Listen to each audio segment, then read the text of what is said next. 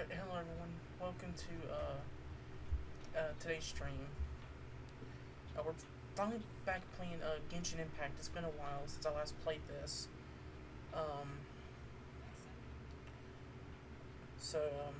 Yeah, we're just gonna hop into this, and I hope you guys enjoy it. I have no idea what I'm going to do. I have no idea. So I'm probably just gonna explore. That's probably what I'm going to do today. So, let's see what goes from here. Let me mess with my microphone just a little bit.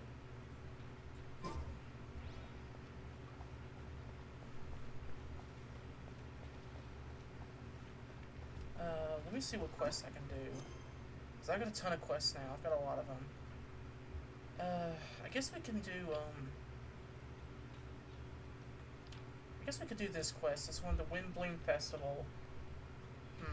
I don't think it's voice, so I'll probably have to do it myself. But, yeah.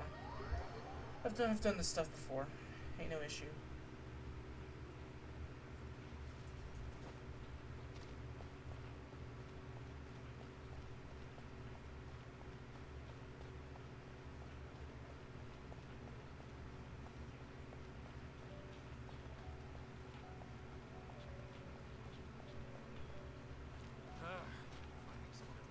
I did swap back to English voices for this, because I did hear that most of the voices will be back by 5.8, so we're getting there. Let's enter story mode. Yes, let's go.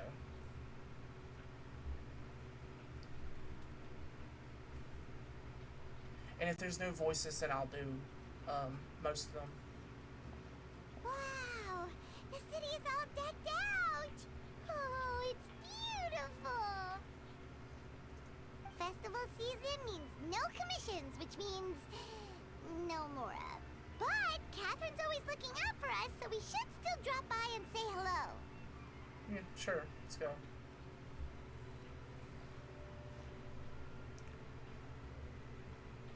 Greetings, traveler. Paimon. Okay, well, Catherine's got her voice. Well, that's good. Hey, Catherine! Still doing the whole no commissions during Windbloom thing? Yeah, it should be, because it's like a vacation thing. In general, yes. The people of Mondstadt don't delegate their work to others this time of year. But... Well, this year's different? What? feel free to take a look around. I think you'll pick up on something unusual. Take a look around, huh? Well, so far it looks okay. So far.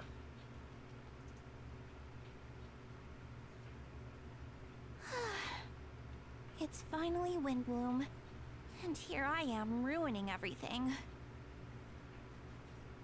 You're a bit tired. No big deal. Give it some time.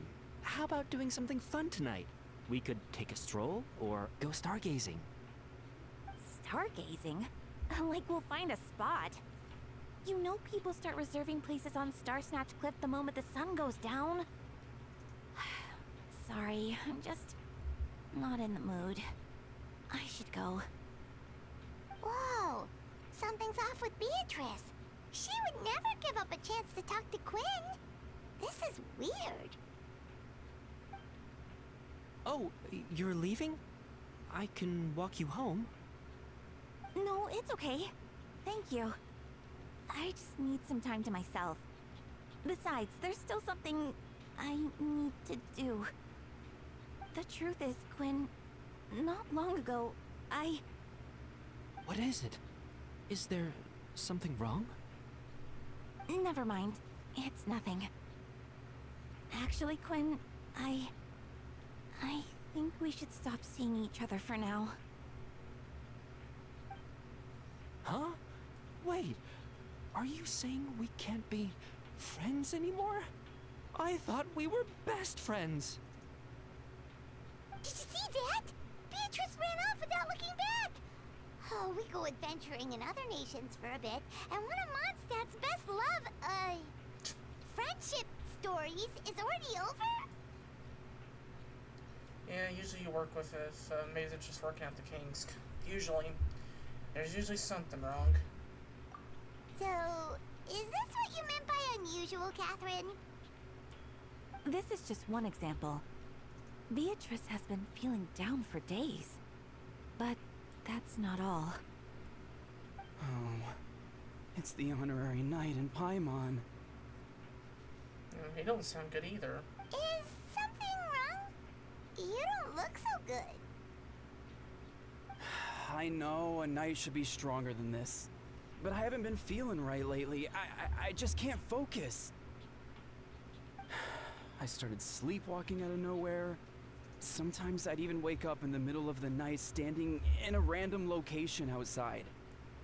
You should see a doctor. Yeah, I agree with that. I did, but all the tests came back normal. The doctor said I'm fine. Well, if you're sleepwalking, that's something isn't right. Well, that I Yeah. know of. I even consulted Miss Barbara at the church, but her conclusion was the same. In any case, she was kind enough to pray to Lord Barbados for me to get better. Is it because I saw something I wasn't meant to see? Sorry, this is for me to figure out. It is Windbloom after all. Anyway, I have patrol to finish. Until next time, you two. So you're thinking that you said you saw something they weren't meant to see. Okay. So something's up about that. Huh. Is it something in the air, maybe? It appears Miss Donna is also out of sorts. Oh, where can I find a truly fascinating man? Wait, but Donna is the one who has a huge crush on D-Luke, right? That's what I thought too. But she seems to have changed her mind. That's unlike her. Is that Captain Kaya? Huh. Now that I look at him, he's exactly my type. How come I never felt this way before? Okay, so he doesn't have his voice. Okay, so I guess some of the characters still don't have their voices. Okay. Well, since he's speaking, I'll do his line. So I'm flattered, Miss Donna. Although, I do wonder whether that was intended for outside ears. Oh, no. Of course not. I'm sorry, Captain. Just pretend I didn't say anything. And, have a happy Windbloom. I intend to, my dear. But first a question, if you don't mind. Why this sudden change of heart? I was under the impression Master D-Luke was the object of your affections. Good question, Kaya. So, you knew about that? Well, Master D-Luke came into the city not too long ago, but when I saw him, it was like the butterflies just weren't there anymore. If I had to compare it to something, it would be like waking up and realizing you're married to a man you don't love. But then I saw you, and it wasn't that something was different about you. I can't really explain it. It was just a feeling. See, I understand. And I'm flattered I was able to bring back the butterflies. But I do need to see some business, so I'll take my leave. Oh, here he comes. Well, surprised to see us? Not at all. You're the exact two people that I've been trying to find. So, Traveler, Paimon, how have you been? All good. How about yourself and the rest of the Knights of Favonius? Alright, the answer to that requires a private conversation. Catherine, do you mind? Not at all. Have fun, you three. So, you said you were looking for us. Yes, Jean sent me to find you when she heard you were back in Mondstadt. But let's discuss the finer details back at the headquarters. Okay, so is there something up? Because I guarantee this quest came out like a few months ago, so I have not played it. So I don't know what's going on here. I took a break from playing this game because I wanted to just focus on other games, and I wanted to stack up events on this game.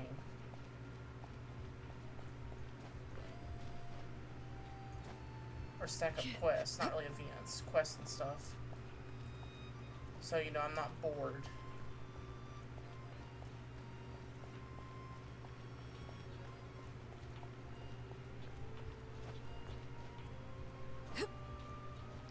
Because if you play too much of the game, you run out of stuff to do. And that's why I didn't want to do.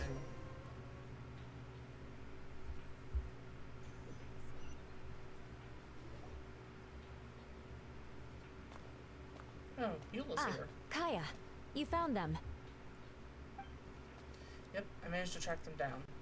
Good. With what's about to happen, it's great to have you in town. Whoa! Headquarters are packed!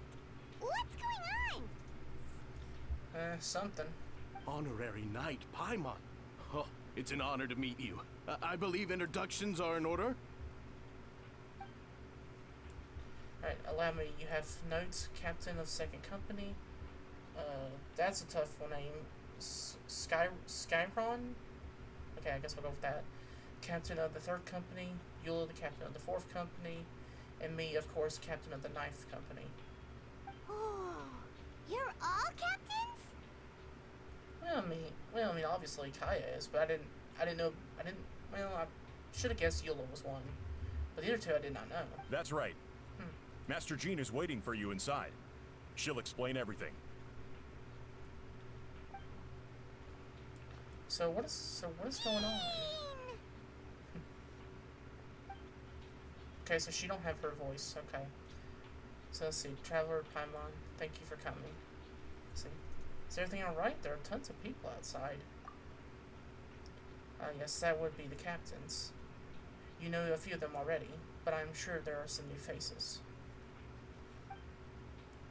There have been a number of incidents in Mondstadt.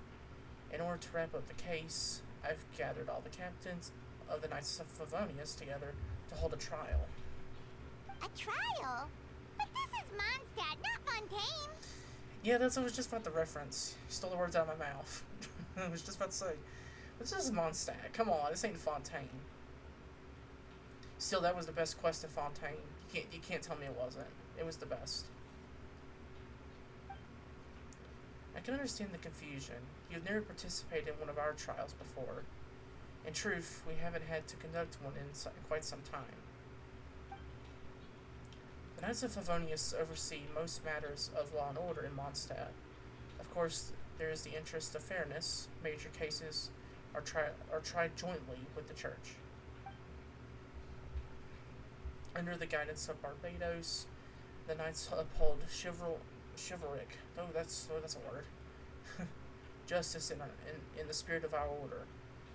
And the Church carries blessings and goodwill wherever the wind can reach. And today's case requires a joint trial by both parties.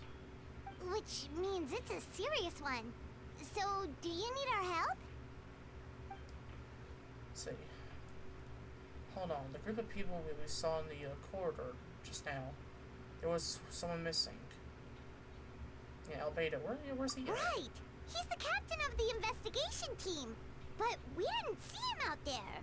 Is he the reason why? Is he gone missing or something?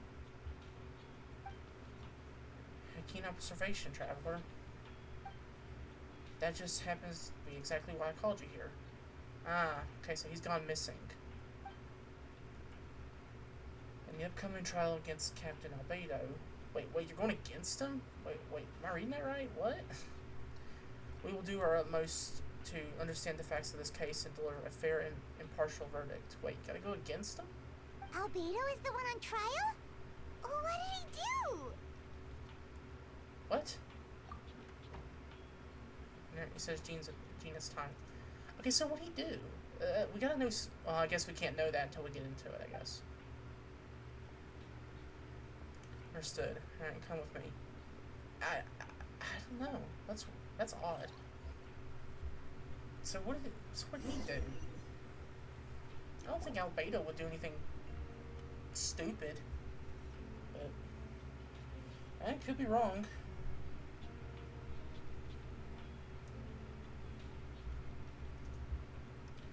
Alright, so please say whatever you like.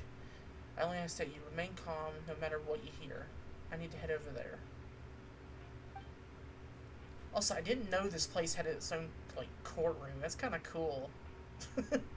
That's kind of cool. I guess every nation has one, I guess. I did not know that. Alright, let's go auto here.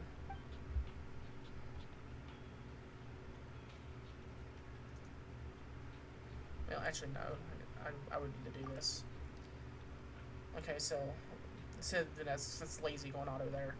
Alright, so with Grandmaster Varka away from Mondstadt for the time being, I, Jean, Gunnerhield, I don't know how to say her name, I probably butchered that one, will oversee today's proceedings. Okay, Mr. Dahlia, Deacon of the Church of Favonius, will serve as assessor, as representatives of our respective organizations. We will ensure a just verdict in this case. Oh, that's a new face. Deacon of the church. Does that mean he works with Barba and Rosaria? Let's see, the defendant in this today's case is the Captain of Investigation Team Albedo. So what'd he do? What'd he do? Yeah, it's in our mind. Yeah, what'd he do? Let's see, certain aspects of this case are classified, and it remains uncertain whether the alleged victims of this are citizens of Mondstadt. As such, this trial is not open to public, or to the public. And didn't he say the victims are still unknown? Strange. Let's see. If guilt is established in this case, all facts will be made public after the final verdict is delivered.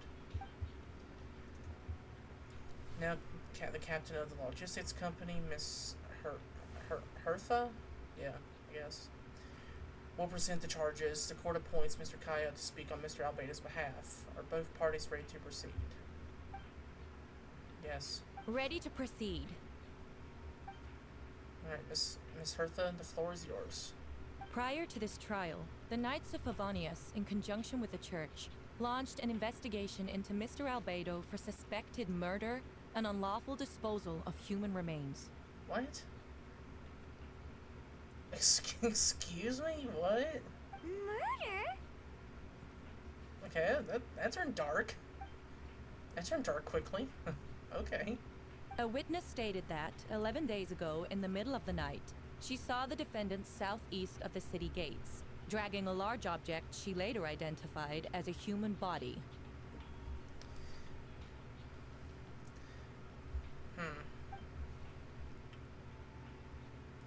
No. There's no way. Yeah, just keep silent. We now call that witness to the stand. Beatrice, please tell us what you saw. Oh, so that's why she was acting shaky. Because if she quote-unquote saw that, it would traumatize somebody or frighten someone. Okay, so that makes sense. That makes sense. Okay, so... yeah, that's why she was acting shaky. That's why. Or nervous. And Beatrice. So this is what she was trying to tell Quinn earlier. Well, I was out late that night on business. And when I came back, I saw someone in the moonlight that looked like Mr. Albedo. He was dragging a huge bag of some kind.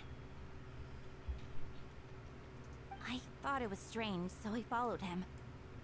Then, there was a sudden flash of golden light.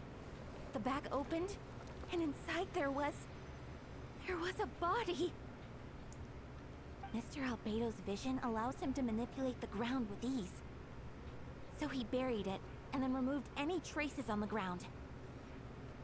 Well, if you know where the spot is, then why don't you just go dig it up then? And check it out and make sure it actually is that. Because it probably isn't. Before he left, it seemed like he looked in my direction. Maybe it was just my imagination, but I was terrified thinking he might kill me too. Luckily, he didn't see me. No, I think he sensed your presence. I think that's what he did. So, I now turn to the defendant. Describe your whereabouts that night. Okay, no voice. I was working in my office on the second floor of the Knights of Favonia's headquarters. Okay, though that's kind of basic with that defense. Okay, it's not great. See, that's right. The next day, the defendant submitted his latest environmental report on the Dragonspine region. Considering the length of the text, it must have taken a considerable amount of time to finish. Can anyone attest to the fact that the defendant was working in his office that night?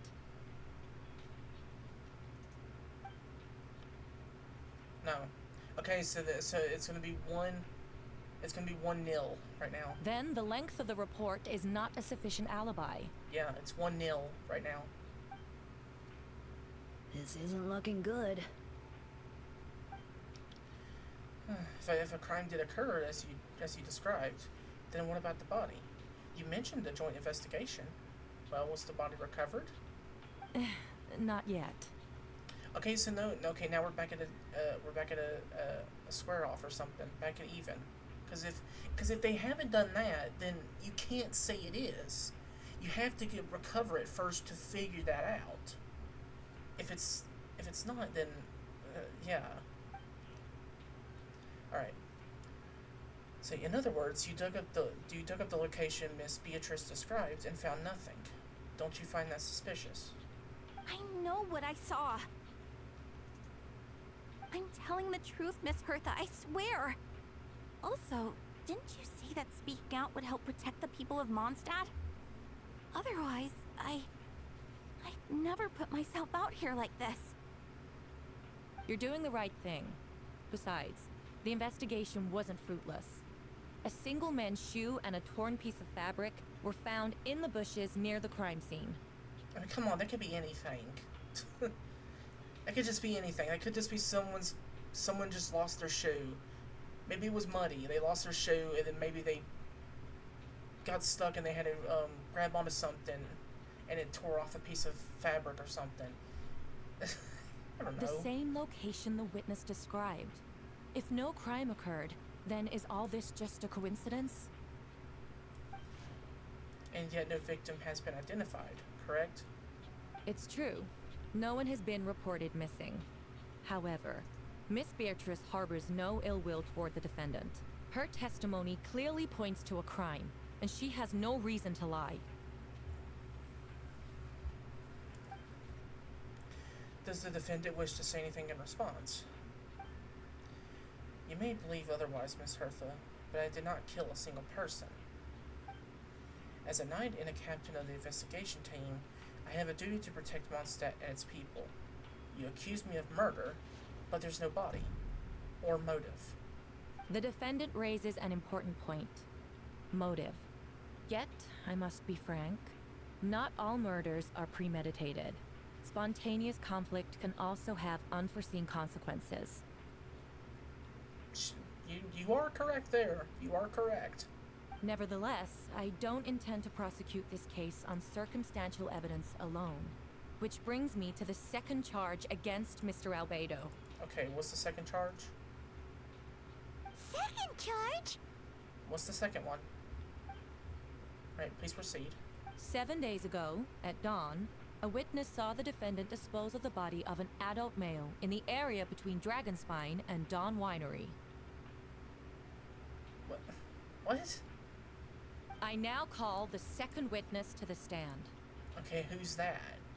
Well, if it's Dawn Winery, then it would have to be Master D-Luke, right? Wait, that's... It would have to be, right? Yeah, thought so. I thought so. Because Dawn Winery, I was like, yeah, that's gotta be D-Luke. Yeah. Gotta be. Gotta be. Alright, please tell the court what you saw. Alright, around 3:40 in the morning, I saw Mr. Albedo dispose of a body beneath the cliff. It was dark, but he used the power of Geo to illuminate his surroundings. From what I could tell, it looks like a body of an adult male, tall and thin, but I couldn't make out the age.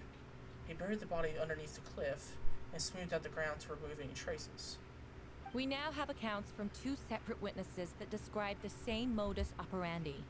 Would you call that a coincidence? Well, if you put it like that, no. If there's 2 accounts of them seeing him doing that, then it's tough. I would only inquire as to what Mr. D-Look was doing in that area so early in the morning. Not the most opportune time for a stroll. That is true, it was 3:40 in the morning. Is there such a thing?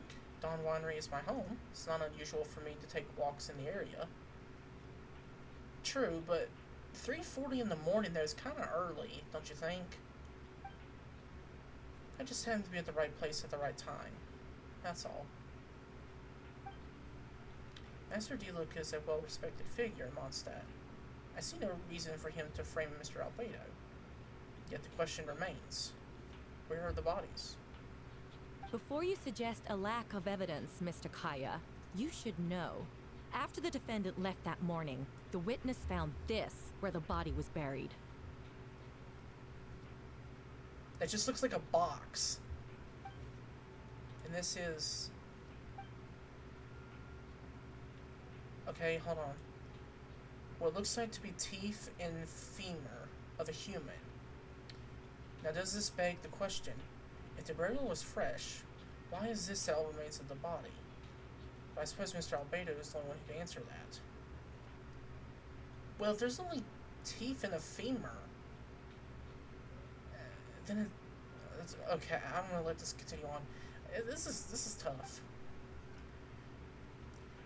Careful now, Mr. D-Look. I do believe I hear a presumption of guilt in there somewhere. These remains suggest an accelerated rate of decomposition. Considering the defendant's profession, there's reason to suspect that alchemy is at play here. I mean, that is a possibility. Both witnesses saw golden light, a known byproduct of alchemy. That's how the defendant destroyed the bodies. The light also explains how the witnesses were able to get a clear view of the events in the dark. So that's your angle. Alchemy. A logical assessment, but we do have a witness of our own. That the afternoon before the alleged second murder, Mr. Albedo had a lengthy intellectual exchange with his student Sucrose. The two were in the library until next morning. Why did this discussion last so long?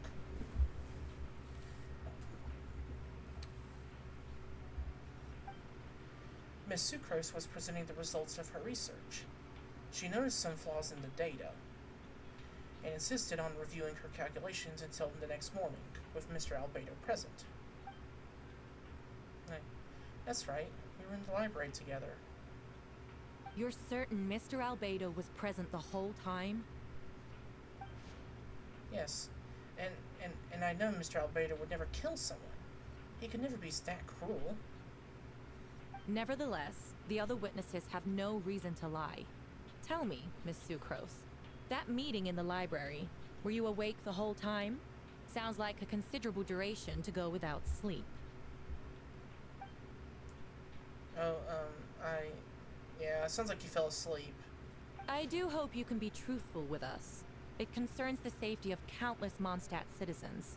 A crime like this cannot go unpunished.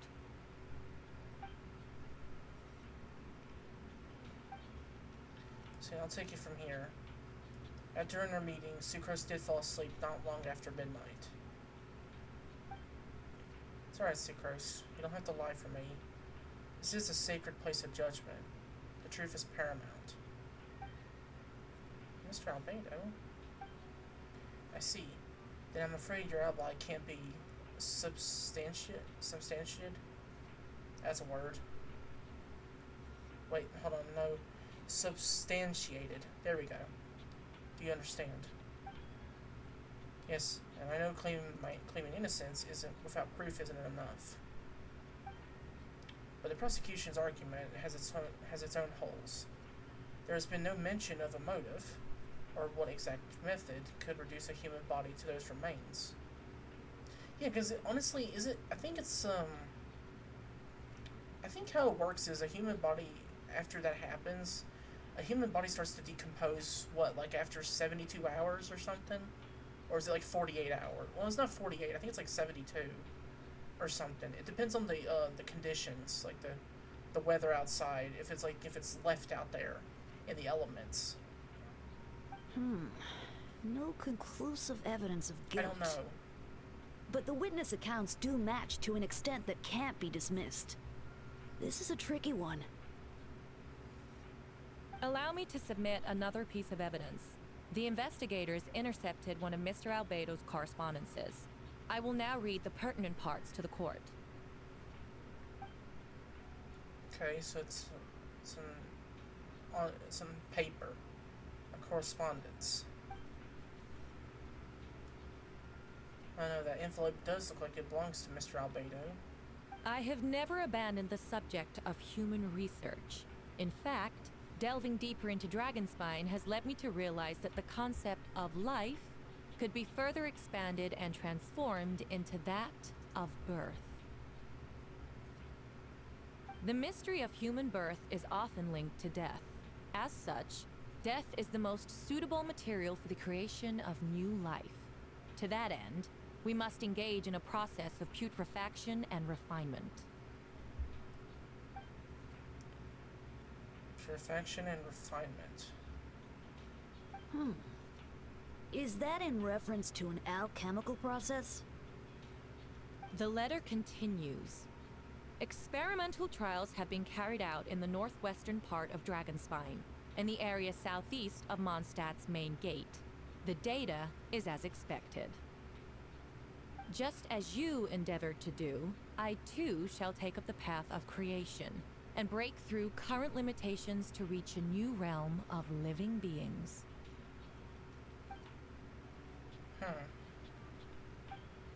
I trust the investigators have confirmed this to be the defendant's handwriting, and that letter makes more than passing mention of purification and refinement. I'm not sure. I don't know what that means. I know refinement means something, but I don't know what the other thing means. Correct. Not to mention, the locations indicated in the letter match both crime scenes. What more can we trust than the defendant's own words?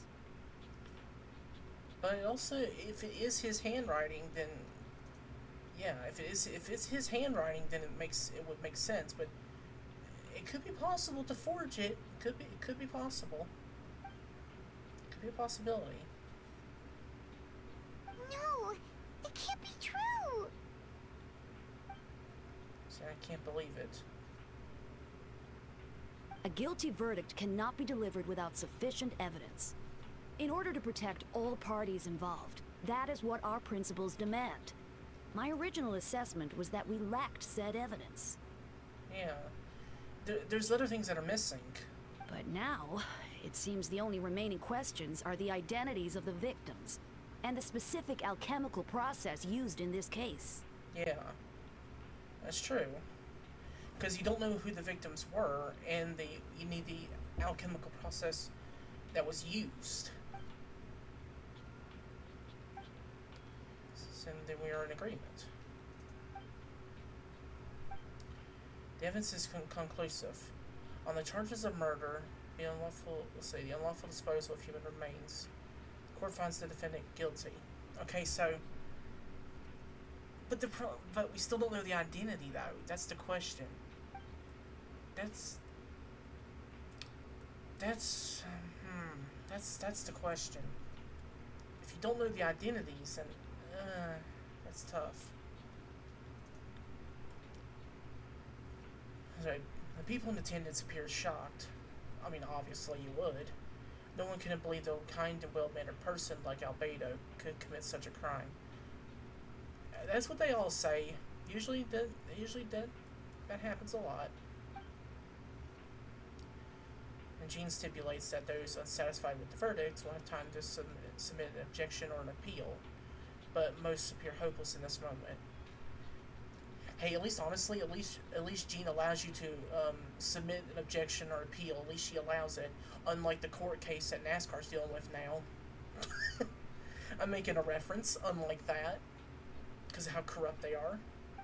At least Jean gives you an option. She's just like, hey, I'll give you a chance. You can do that. Alright, as you watch Albedo being taken back to headquarters, you get a strange feeling that something hidden is about to come to light. So it all comes back to the letter. A secret that you and Albedo know all too well, but the people of Mondstadt have yet to discover. Why would Albedo do something like that? Oh, this has to be a nightmare. So Albedo told me a secret once. That he was a synthetic human created through alchemy. Could that have something to do with his case? I never knew that. I guess that was in his own story quest, I guess. But what? Following the Rhine daughter's footsteps? Just because he's an alchemical creation? That would only make him more suspicious. Huh, Rosario. Well, this took for a turn for the worse. Rosaria! Oh, when did you get here? How'd you not notice her? She was behind you the entire time. Yeah. See, that's what I mean. Like, I've been here the whole time. Yeah, I was about to say. Man, Paimon, you don't look around you, do you? I happen to have a message to pass along. For us? Yes, you are needed at Star Snatch Cliff. He's waiting for you there. Who is he?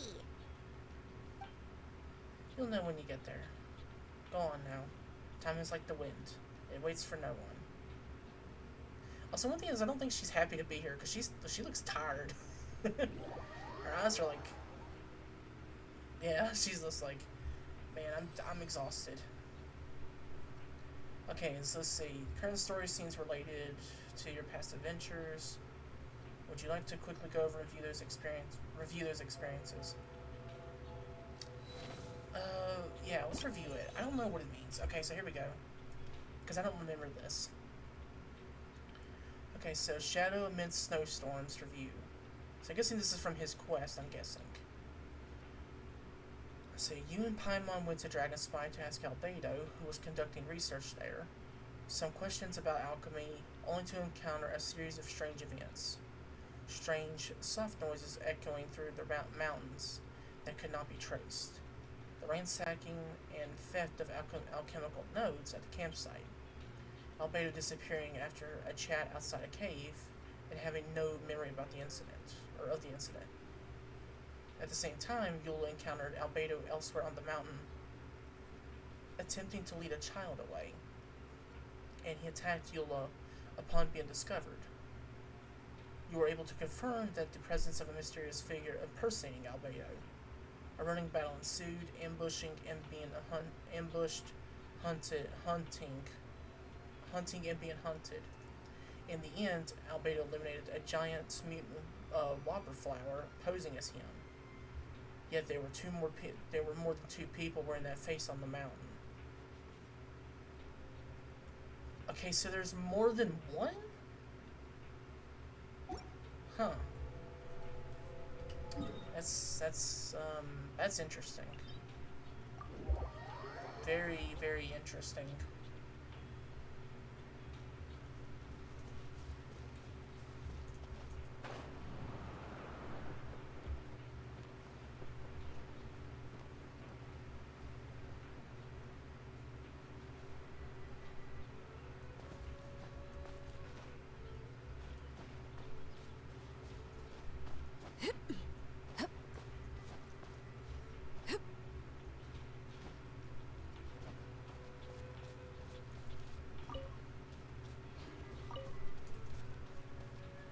So yeah, it looks like it's Fenty.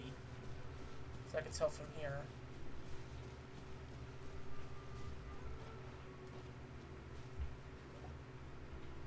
Yeah.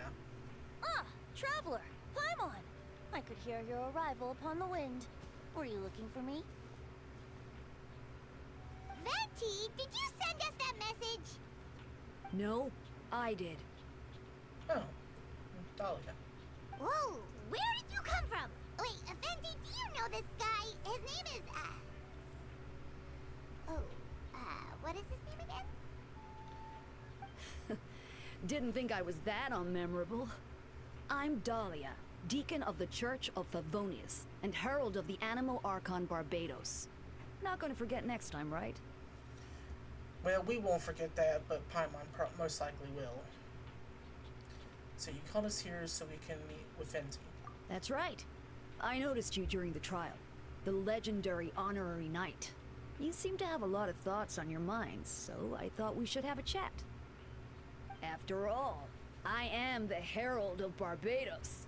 If the people of Mondstadt are in danger, I should keep the Animo Archon in the loop. Yeah, that's fair. Wait then, you know about... About what? The fact that my tavern-hopping nomad of a friend is Barbados himself? Don't worry, Dahlia and I are close. He knows everything. Besides, a god needs someone to communicate their will in a formal setting, and no one does that better than Dahlia. Not that I saw that coming when we first met. But back to the matter at hand. I believe you two already know about Albedo's background. If you mean his true identity, then yeah, we do. So, you know too, Venti? That's surprisingly Archon-like of you. Ah, well, I knew from the moment Rhine-Daughter and Alice brought Albedo to Mondstadt. When those two are in town, no one can afford to slack off. The Kryda Prince, a perfect specimen of synthetic life. At this stage of the case, there are countless questions surrounding Albedo's motive.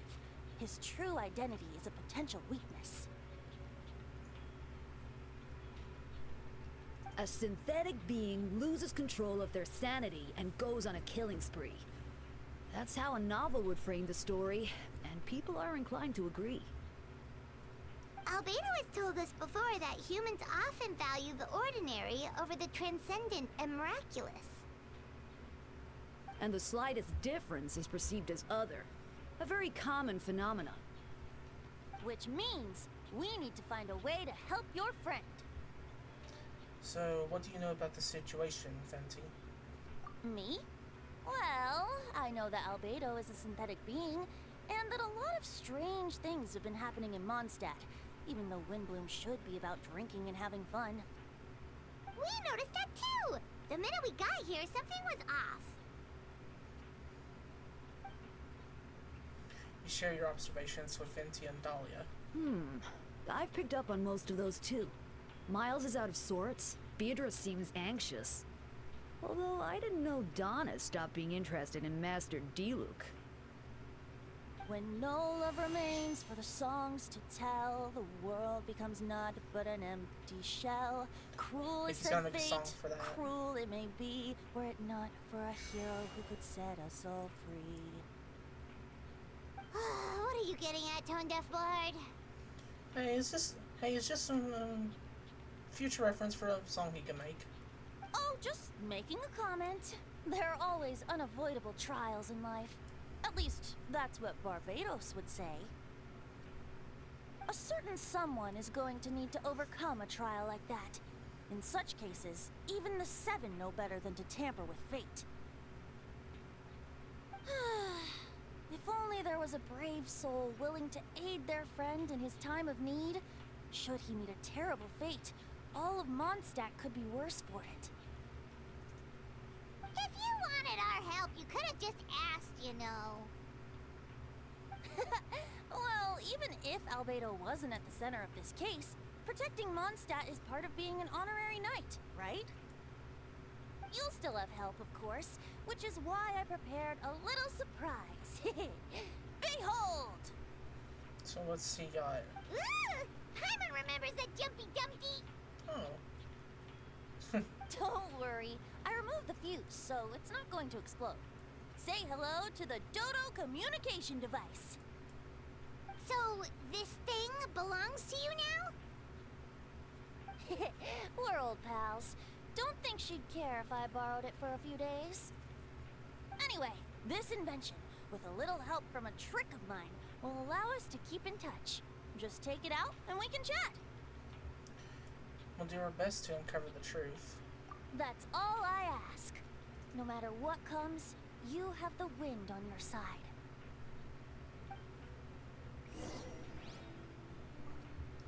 Okay, turn to the Knights of Favonia's headquarters.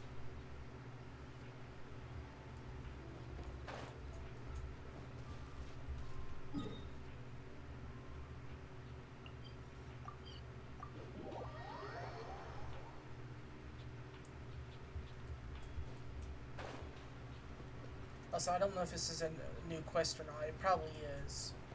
I'm just going in blindly. Because I don't know.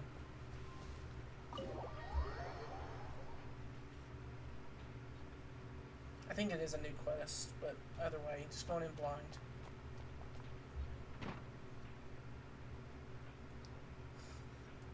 Okay. I know you all must be shocked, but the evidence is solid. Albedo's situation is not looking good.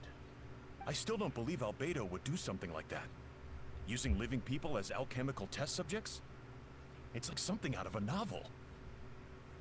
Perhaps it's best for me to remain impartial, but I've worked with Albedo before. He's an alchemist, not a sadist. This version of events is hard for me to accept as anyone. But Varka once said Albedo is very different from the rest of us. Perhaps there are things we still need to learn about him. Let's see what Albedo has to say for himself first.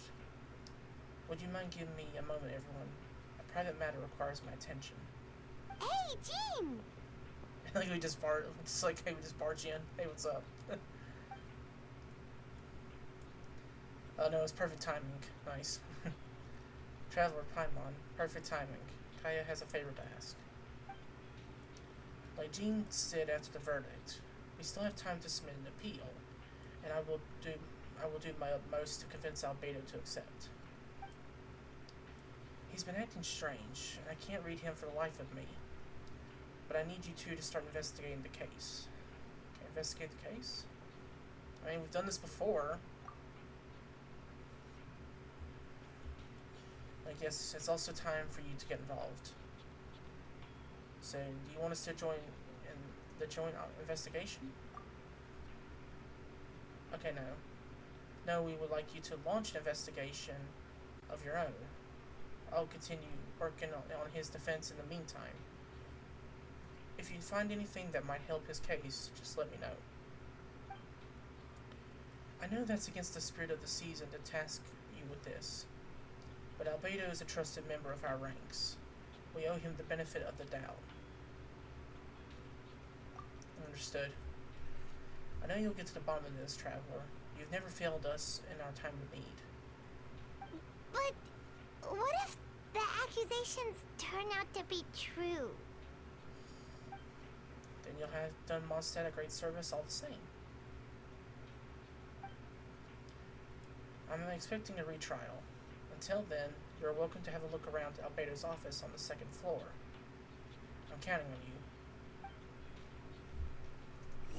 So, interestingly, now the second floor opens up on this in this area, because back then you couldn't walk up here. You couldn't walk up here, so maybe that's what they were doing. They were making a quest up here for that. Wait, Captain Kaya, surely I can't just... These two are here on Jean's orders. She asked him to investigate Albedo's office. Oh, in that case, head on in. Alright, let's see what's in here. So this is Albedo's office. Pretty much exactly how Paimon pictured it. Well, a lot of alchemy, that's for sure. Alright, I have some work of my own, so I'll leave you to it. Good luck, you two. Right back at ya. So he is an alchemist, that's for sure. Okay. Let's investigate the desk. Alright, let's see what we can find. Okay, so stack of books on the desk, mostly related to alchemy, environmental science, and life science. Some of the pages have been marked with alchemical symbols, and others have S-shaped or triangular symbols drawn on them. Any potential meaning is unclear. Wow, these books are so fancy! Albedo must have gone to great lengths to get them. Investigate underneath it. After removing the book, the desk looks almost empty. Your hand slips while moving the book, causing the hard-covered book to strike the desk. The resulting noises have been unusual.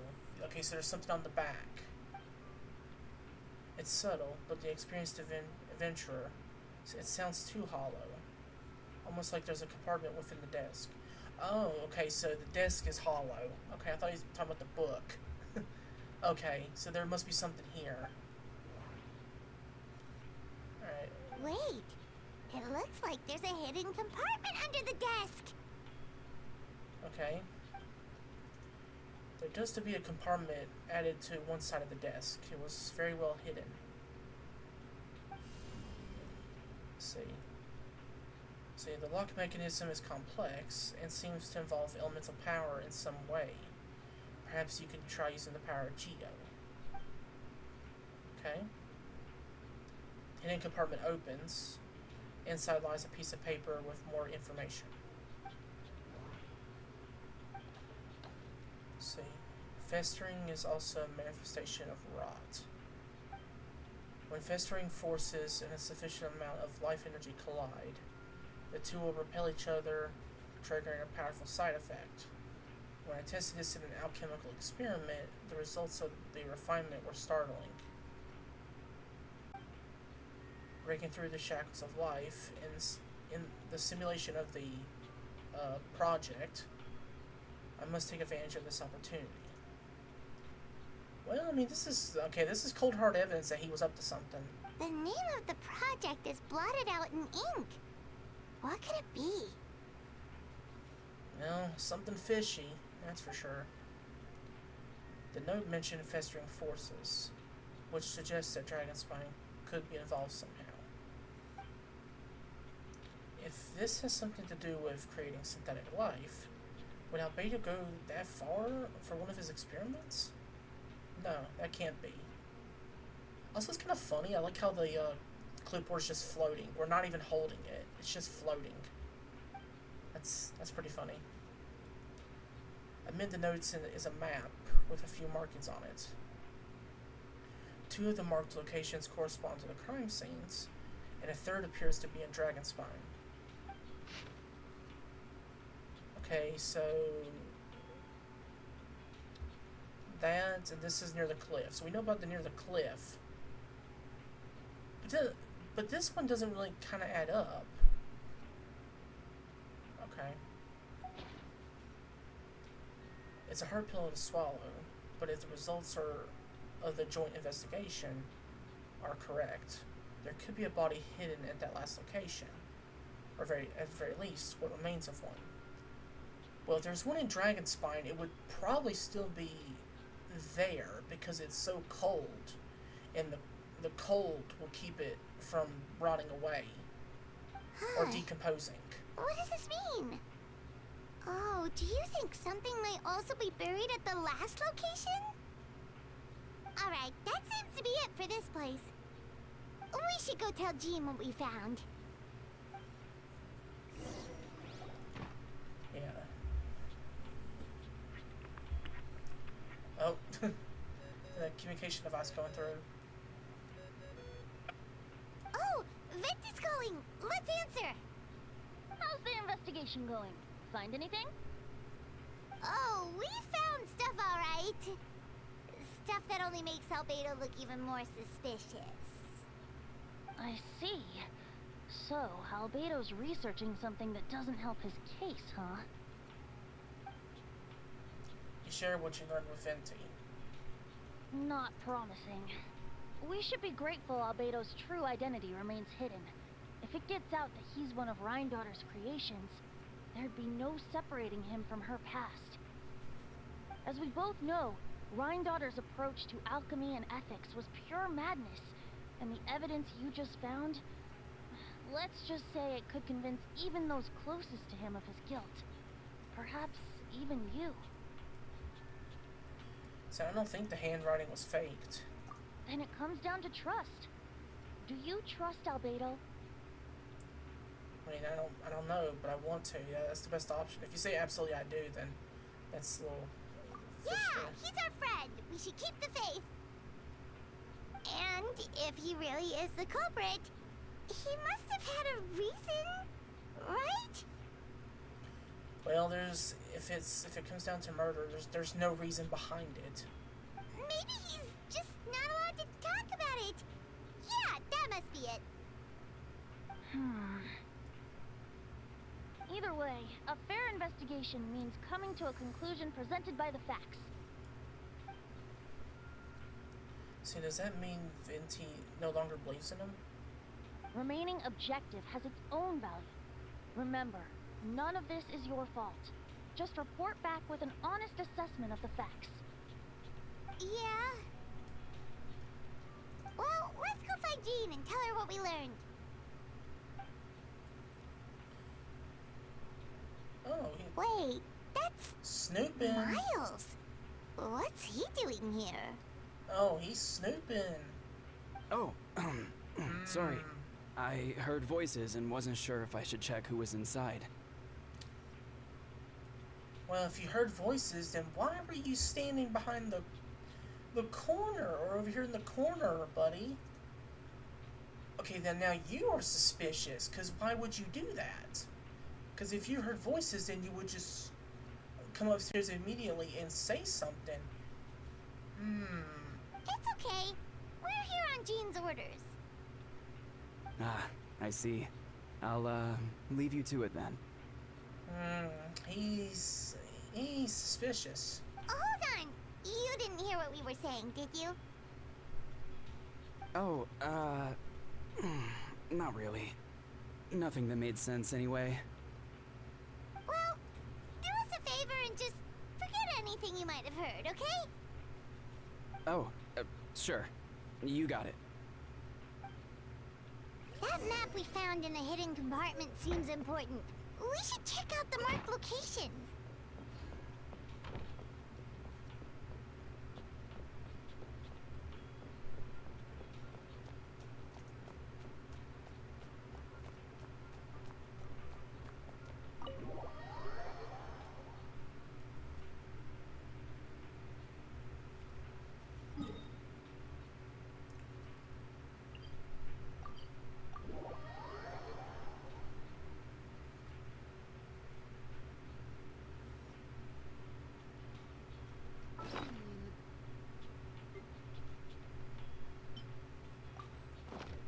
Winter, do people truly appreciate the warmth of flames?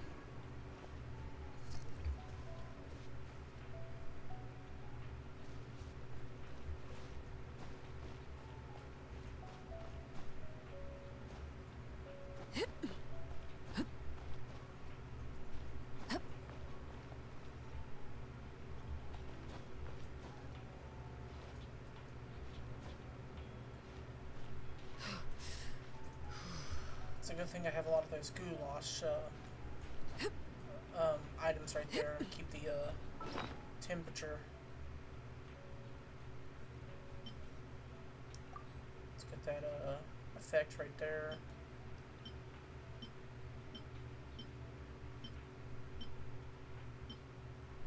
There we go.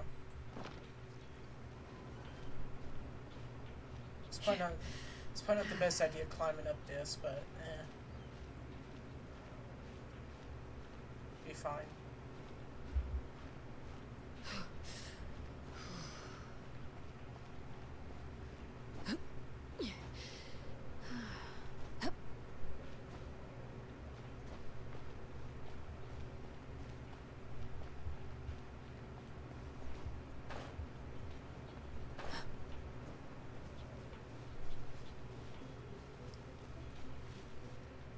let's look around here.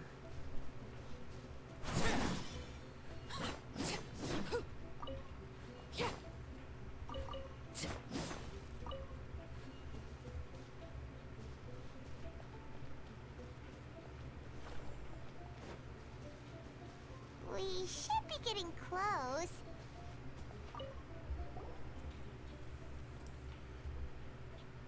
See, although everything is covered in snow, as a seasoned adventurer, you notice a spot on the ground that looks quite different from its surroundings. You remove the snow and find a sizable hole underneath, large enough to fit a human body. But the hole is completely empty, and the surrounding markings make it look like something was dug up. Did an animal do this? Or some monster? Weird. There's a hole, but no body. The prosecution's argument is that Albedo used alchemy to destroy the bodies, but this location is different from the other two. Why not fill the hole, or smooth out the ground like the other places?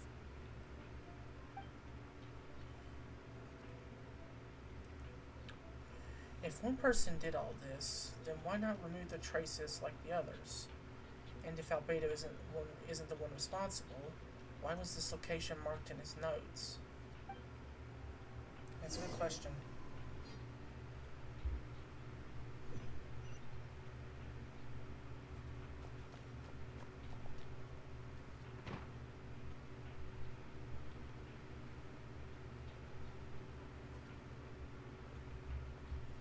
So, you're back. Did you find anything? Yeah, but none of it helps Albedo's case. You tell Jean about your findings from Albedo's office. I see. A complicated result, but your efforts are appreciated. Did Albedo submit an appeal? Yes, he asked for a retrial. Well, again, I made my joke earlier. Hey, at least you give him the option.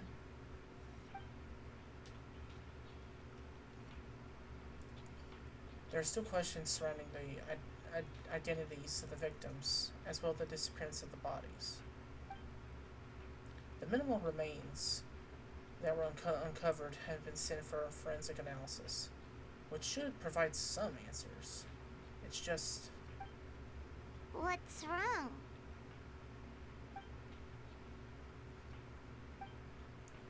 See, if the victims turn out to be Mondstadt citizens, the situation becomes all the more serious.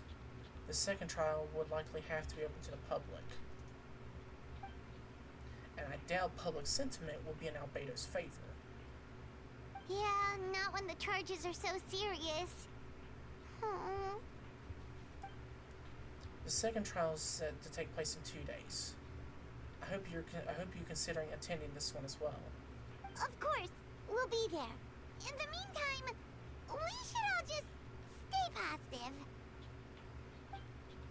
Well said. When the time comes, I'll carry out my duty to the best of my ability.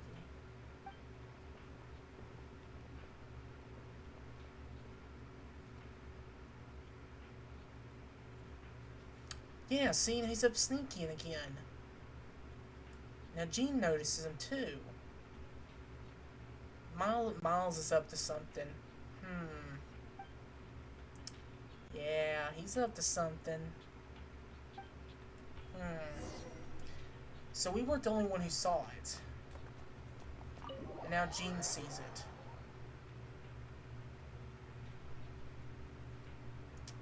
Something's very fishy. Alright, let's advance to 2 days. Let's do that. So yeah, something is up.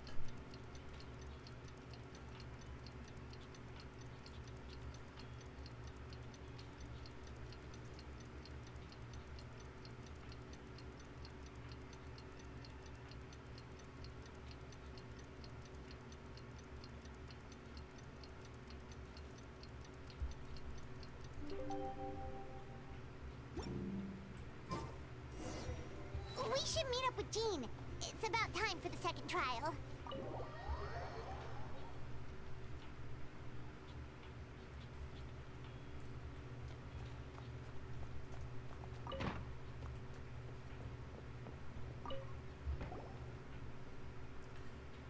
Let's see. You too. Let me know if you're ready. Then we'll head out. Ready? All right. Follow me. Okay. Well, Miles will have to be up for this one because he's up to something. Alright, so ladies and gentlemen, we will now convene for the second trial against Mr. Albedo. I, Jean Gunnerhilder, I cannot say her last name right, will once again oversee the proceedings. Representatives on both sides remain unchanged, and Mr. Dahlia will continue to serve as assessor. Ms. Hertha represents the prosecution, and Mr. Kaya speaks on the behalf of the defense. The defendant in this case is Mr. Albedo, captain of the investigation team. With that, I now bring this trial to order.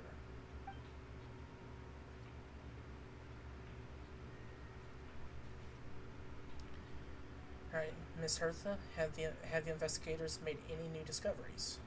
Yes. We sent the teeth and the femur bone found at the scene to the church's medical office, and were able to conclude that these are, in fact, human remains. Okay. In addition, the investigators were able to identify several Mondstadt citizens who appear to have been missing for quite some time. Forensic analysis of the remains allowed us to pinpoint the age and gender of the deceased. Interestingly, one of the missing individuals matches that profile to a T. The medical office couldn't spare the personnel, so Miss Rosaria is here to present the results to the court. Okay. Let's see. Hanselmann, male, 46 years old, marital status, single, occupation, hunter. Consistent with the conclusion of the last trial, his disappearance went unreported, likely due to the lack of relatives. In addition, medical records show that he sustained a mechanism-related injury to his leg 3 years ago. The damage on the femur bone Mr. Deluc found is consistent with an injury. Therefore, we can conclude that one of the victims in this case is Hanselmann. A specialized technique was likely used to accelerate the rate of decomposition. Is it reasonable to assume this technique to be alchemical in nature? Alchemical or magical, both are possible. Thank you for your testimony. But she has said though it's possible. It's not likely. The identity of one of the victims is now confirmed. But what about the defendant's motive? Considering what he wrote in the letter, we can deduce that the defendant needed subjects for an alchemy experiment. Who better than individuals whose disappearance would go unnoticed? In other words, he sacrificed the good people of Mondstadt for his own gain. A truly vile act. In addition, another witness has agreed to testify. Miss Donna, if you would. Okay, so she's seen something too? Another one, huh? Wait, Donna from the flower shop? I'm sorry it took so long for me to come forward. But the night Master Deluc saw Mr. Albedo, I was there too. Really? I was camping with a friend and we decided to stop near Dragonspine. I couldn't really get comfortable that night, so around dawn, I decided to go for a walk. And that's when I saw Master Deluc. I thought it might be nice to, chat. So I headed in his direction and then I saw it. Someone at the bottom of the cliff was getting rid of a body. I was terrified the person might see me. Even after I fled, I couldn't shake that fear. And I started to wish I never had a crush on Master Deluc in the first place. If I hadn't wanted to talk to him, I would never have been in that situation. Well, I didn't want to come forward because I was scared. But Miss Hertha convinced me it was the right thing to do. I'm sorry it took me so long. Did I miss something there? No. I see. Just stepping forward was brave enough, Miss Donna. She's gonna take that as praise. The court thanks you for your courage and commitment to justice. Yes. Thank you. The two witnesses corroborate the same sequence of events. That just leaves the question of how the defendant disposed of the bodies. I believe the answer lies in the alchemical technique mentioned in the letter. The defendant is the most accomplished alchemist in Mondstadt. He has the skill, no question. A special investigator also uncovered some relevant evidence on that subject. I will now present it to the court. Wait, does she mean... Yeah, the evidence we found. Yeah, found in Albedo's office. The following are pieces of evidence uncovered in Mr. Albedo's office, the most important of which is this map. Yeah. Now before I only saw these two spots, but there's the third spot which I missed. So yeah.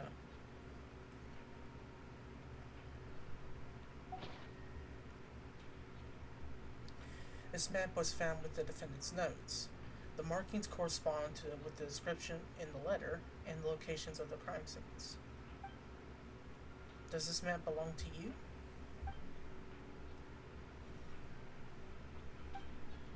Well, it says yes. Were you the one who marked these locations? Okay, it says yes again.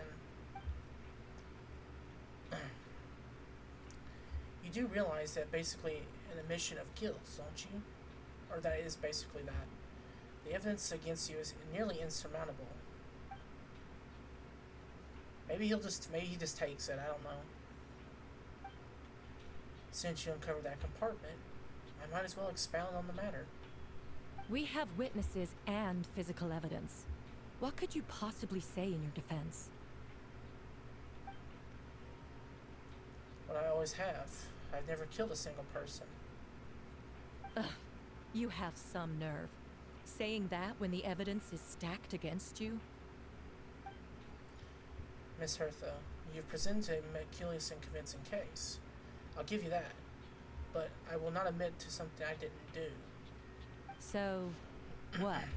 You're just going to bombard the court with excuses? That's a rather dismissive way to refer to an innocent man speaking in his own defense.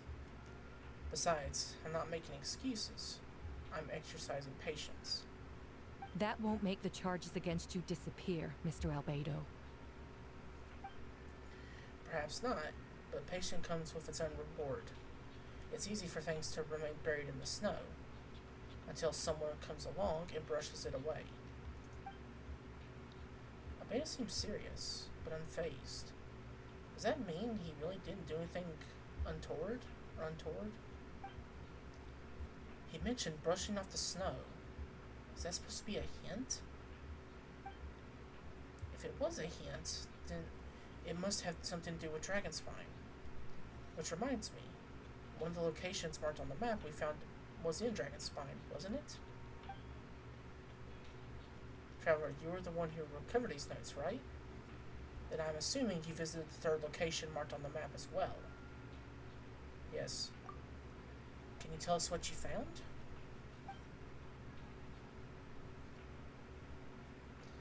You nod your head and give an honest account of the scene you found on Dragonspine.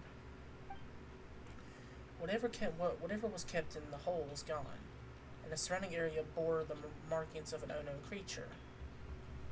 With everything covered in snow, no one knew there was something discovered in the first place. Then, there must also have been a body.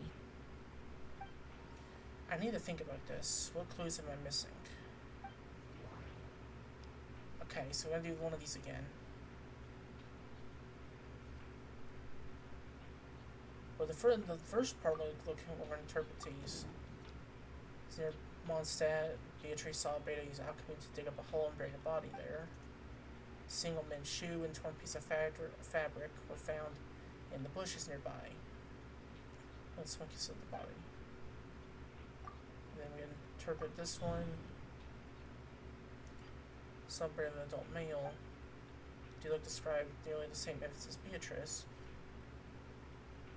There's no way for him to conclude against Albedo, so their testimony must be trustworthy.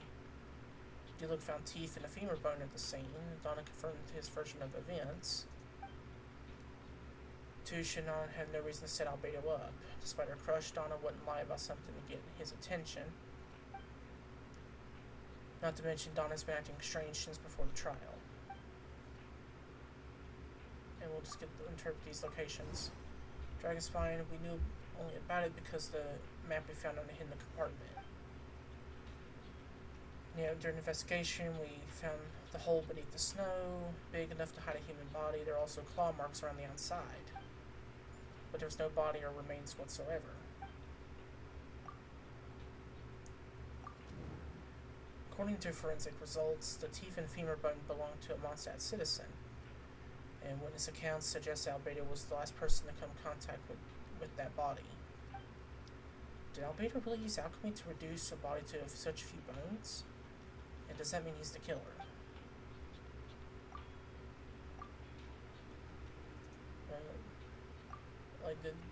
Some of these won't work, but we're trying to figure this out. Okay.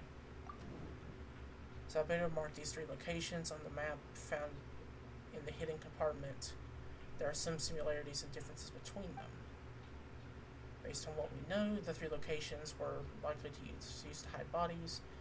Holes dug up in each area certainly seem big enough. But unlike the first 2 locations, there were claw marks around the hole and the 3rd location, and no witnesses saw anything happen there. Dragonspine is home to all manner of monsters and wild animals. Could some kind of creature have dug up the body? But why wasn't that the case in the other locations? The marks didn't look fresh, which means the hole at the 3rd location has been there longer than the other 2. But if the hole at the 3rd location wasn't made around the same time, does this mean it's connected to a separate incident? It's a possibility.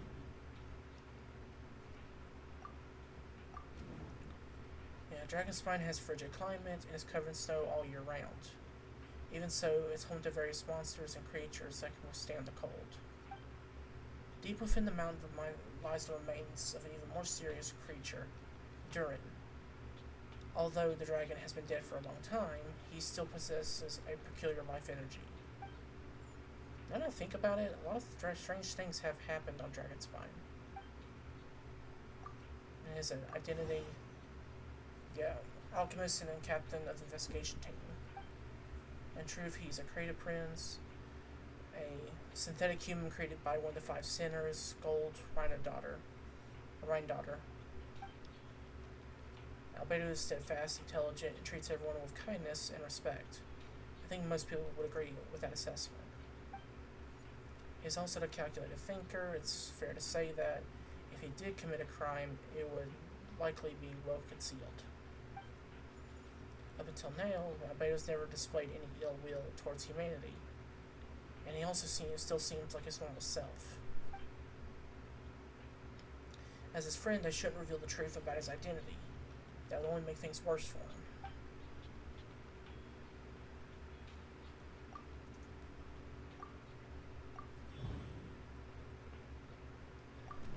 So I almost forgot. Paimon and I once encountered someone on Dragonspine who looked exactly like Albedo, and we weren't the only ones. Wait a second, someone who looks exactly like him.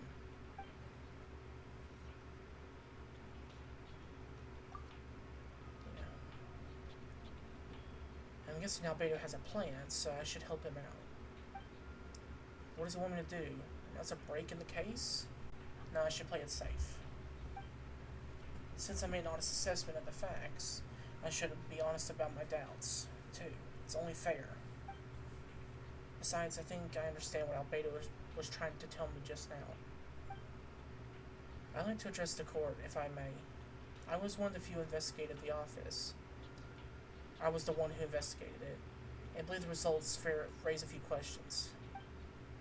Regarding the two cases addressed in the previous trial, it was established that, after disposing of the bodies, the defendant used alchemy to restore the ground to its original state. But that wasn't the case at the third location. The hole was still there, with dirt scattered around the perimeter. It looked more like something had been dug up. If this was all done by one person, then wasn't the third scene given the same treatment as the others? Why weren't the traces removed? In addition, the markings around the third location weren't fresh, which suggests that the Dragonspine incident happened at a different time. See, for those reasons, I believe that there's still a reasonable doubt in this case. I hope the final verdict reflects that, or the verdict reflects that. Thank you. As sweet as ever, Traveler. Questions there may be, but allow me to point out, there is no evidence to suggest that anyone besides the defendant knew about the third location, and the map was found in his notes. That fact alone makes him the most plausible suspect, unless Mr. Albedo suddenly plans to deny that the map belongs to him. See, allow me to respond to Traveler's point.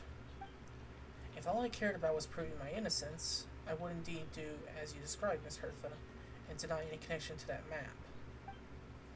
But that's not what I tend to do.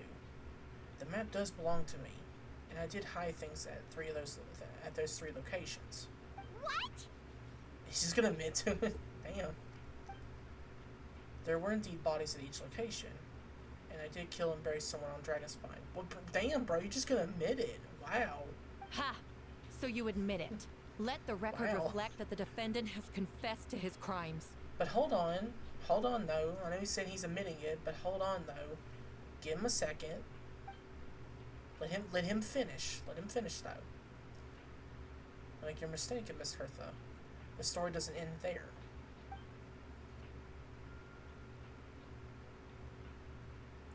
Some time ago, I encountered an uninvited guest on Dragonspine. Someone who wanted to take advantage of the deserted nature of the region to eliminate me in secret. His desire to kill me led to an altercation where I killed him instead, and the body buried on the mountain, the third location marked on the map. Actually, the traveler Amber Bennett and I were with Albedo that day. The Adventurers Guild was holding an event on Dragonspine. After it ended, we all left the area. If the person Albedo is referring to is different from the one we encountered on the mountain, then the altercation must have occurred after we left. This only proves that the defendant is guilty on all counts. Those innocent people, their Wait. blood is on your hands. Just wait. There's still more into the case. No, you're wrong. There's still more to the case. Hold on. You deny it? After admitting to murder for the whole court to hear? You've clearly lost your mind. If you would let me finish, Miss Hertha, I could get to the important part. The man who attacked me on Dragonspine was my height, with blonde hair and blue eyes, dressed in clothes nearly identical to mine.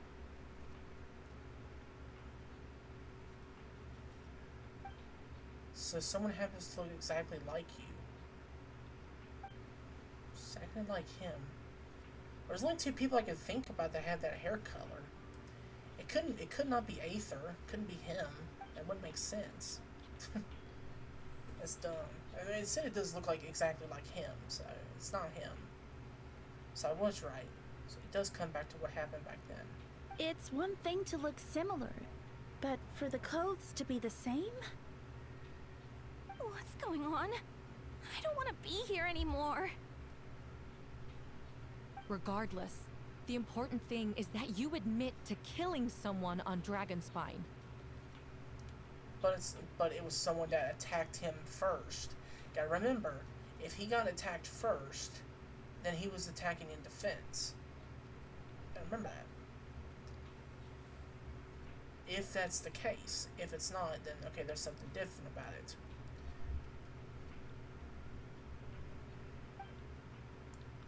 but I never said that someone was a person. Oh, okay. I see. Then it appears I need to withdraw my testimony. What? Got him. Everyone! I brought her! Who? Wait, you... Who? The person who just came in. Isn't that Hertha? Well, what's going on? Wait, there's two? Who are you? Why do you wear my face? What the... What the heck? Hello to you, too. What? As you can see, this is Hertha, the logistics captain of the Knights of Favonius. Wait. So this is actually her? So who is this then? I see what's going on here. It's all been leading up to this, hasn't it? Your So who are confession. you? It was all an elaborate stunt to set me up. So who are you then? You want to undermine my credibility? Fine. It doesn't eliminate the mountain of evidence stacked against you. All I want is justice for the people of Mondstadt. Who are you, though? That's the question. Yeah, order in the court. Thanks, Jean. I've been stationed on Dragonspine all these years, because that is where the subject of my research lies, the dragon Durin. 700 years ago, the dragon of the East of Valen defeated Durin in a battle and, with help from Barbados, sealed his remains on Dragonspine. Durin was created through alchemy, one of the finest specimens of artificial life. As such, death was not a true end for him. His heart still beats and grows more revitalized by the day. My imposter on Dragonspine was a failed specimen abandoned in Durin's stomach. An unsuccessful iteration of the homunculus project. Homunculus? Are you trying to insinuate that I'm some kind of homunculus? Because it looks to me like the artificial one is standing right there. Some kind of imposter you dragged in from Dragonspine. Well, well, the thing is, if you're acting angry at him, then, oh yeah, then it's tough here. So this is what I look like when I fly off the handle. You know, they say imitation is the best form of flattery, but your impersonation has overstayed its welcome. Master Jean, what are you waiting for? We've known each other for so long. You recognize the real me, don't you? The two of you look identical, but judging based on demeanor, the new arrival actually seems more like the Hertha I know. That means nothing. By that logic, I could just as easily accuse the Albedo in this room of being an imposter. How do we know he isn't the fake one? A cold-blooded killer who replaced the real Albedo long ago. Then, how about something only the real Hertha would know? The longest scar on my body.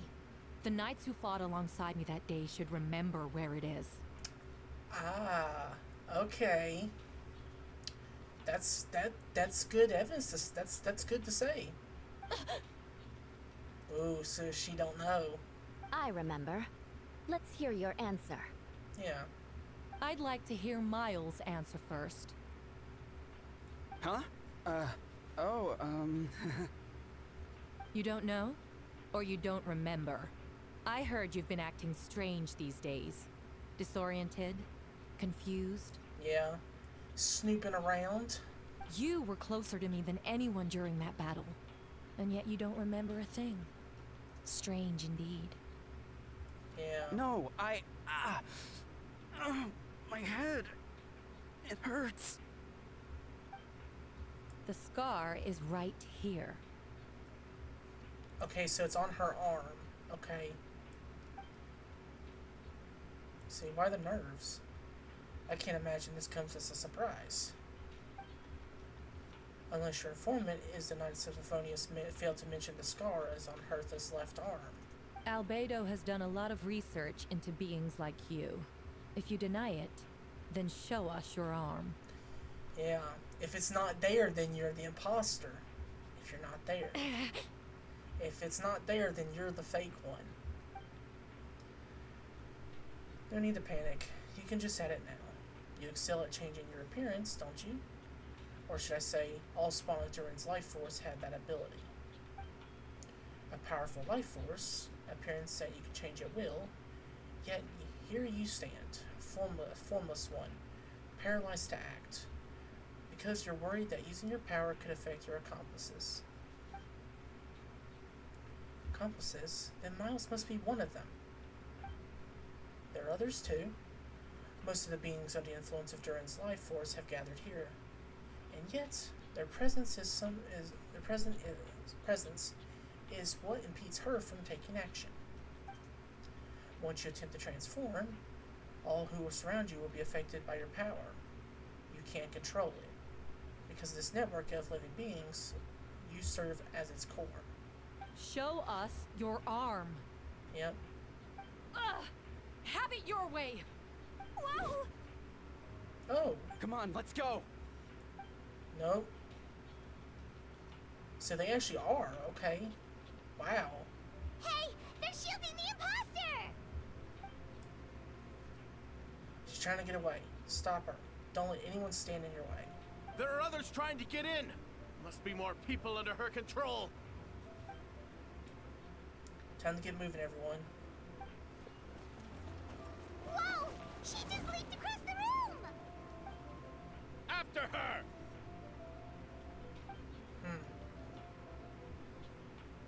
It's time. All units out. Third company, keep on the imposter's tail. We finally have a chance to talk.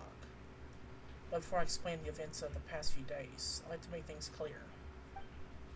First, I never killed any of my fellow citizens, and I never used human remains as a part of an alchemical experiment. Second, the events of the past few days were all part of the plan. Most of the members of our order were in on it. As for the witnesses, Master D-Look picked up on the situation long before today's proceedings. Well, that's quite an involved plan. Indeed. Follow me.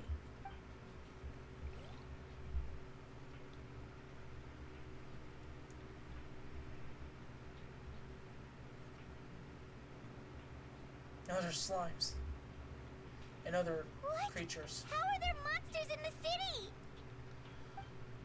They're all monsters from Dragonspine. An attack is imminent, but fear not. We've been preparing for this. We've been monitoring the resurgence of Durin's life force. Its festering nature agitated these monsters. We knew it was only a matter of time before they advanced on Mondstadt. So we made preparations for an inevitable battle. I was hoping you two could join me and provide assistance in the battle to come. Of course. Where's our first stop? Top of the city wall.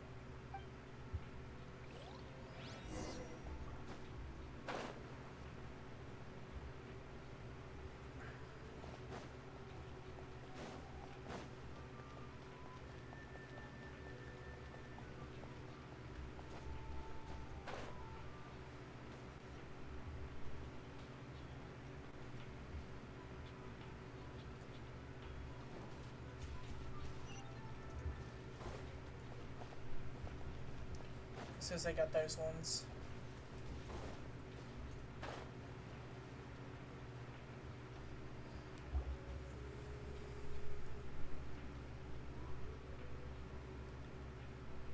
Hey, Venti! Shoot, someone's coming. Help me! Please! Someone help me! What's with the freak out? It's just us. Ah, perfect. I can drop the act. Sorry, I thought you were regular citizens. So it's about time. I think we can proceed as planned. I agree.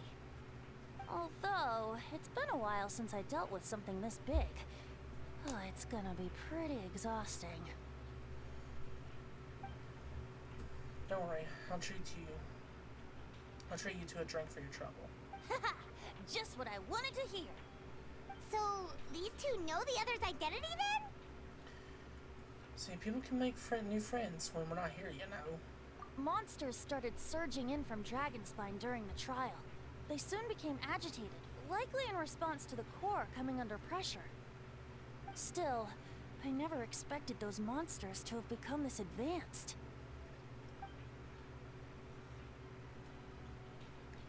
The power of evolution cannot be underestimated, especially considering the fact that Durin absorbed the previous imposter. Wait, so what about the map? And the missing bodies? What the witnesses saw was true. I did hide those bodies. As I monitored the situation on Dragonspine, I noticed that many who ventured there came back different.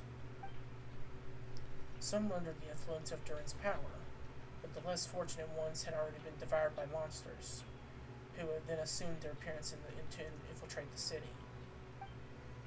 Most of those who were replaced had no close relatives, so when their behavior changed, there was no one to notice. The monsters used their disguise to get close to people. I eliminated 2 who attempted to attack. What about the remains Diluc found? Did they belong to one of the victims? Yes, the monsters slowly ingested their victims. Sometimes they even left behind body parts to aid the transformation. All that remains of the first victim was a few strands of hair. The second, some teeth and a bone. The only bodies Albedo destroyed were the monster's mimic forms. Then he buried whatever remained of the victims to put them to rest. Well, someone had to do it. Besides, I managed to gather some valuable data on the putrefaction of the bodies. After we defeated that doppelganger, Whopperflower, on Dragonspine, we promised to tell each other a story, remember? You told me a story of a gardener, I remember. I'm glad. Then you remember what I told you about Subject 2.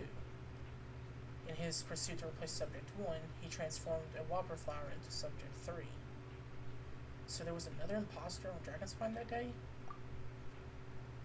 Yes, that would be Subject 2. I confronted him and buried his body on Dragonspine. So you see, at one point, there was something hidden in that hole you found. But Durin is becoming more revitalized by the day, under the influence of his power. The monsters dug up Subject 2's body and returned it to Durin's stomach. Durin absorbed the failed creation along with his knowledge and way of thinking. Ever since then, all creatures spawned from his power had the ability to transform their appearance. Humans who venture into Dragonspine for too long are also bound to fall under Durin's influence, but those effects don't show themselves right away. And the extent to which a person has been affected is hard to perceive. You saw it for yourself, didn't you? All the people acting strange?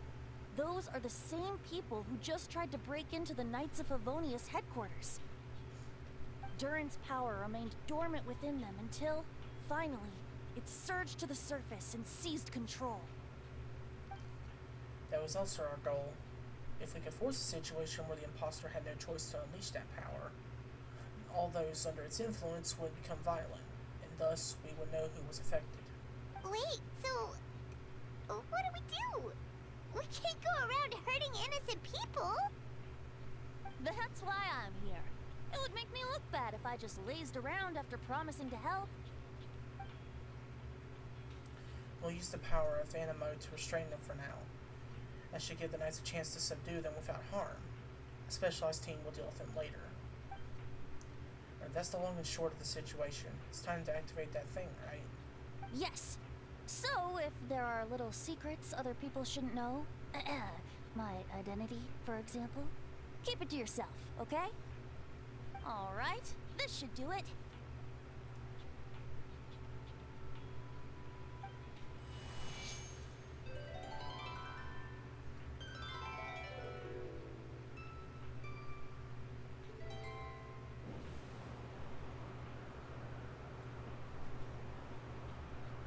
Wind currents? Paimon's never seen this many!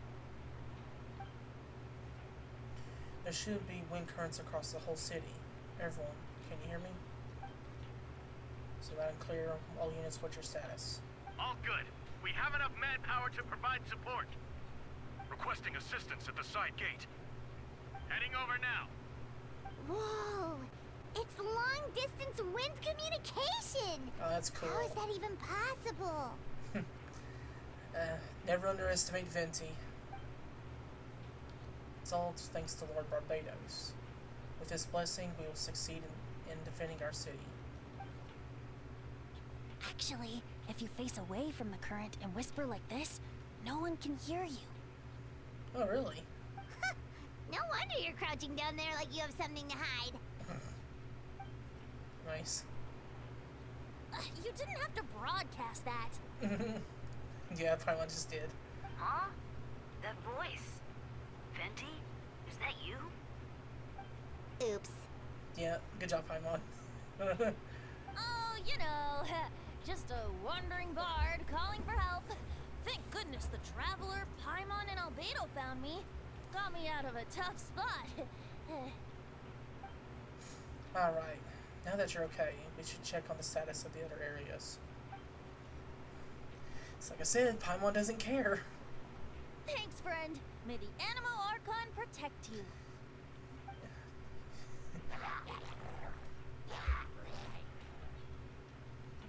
I've got things covered here.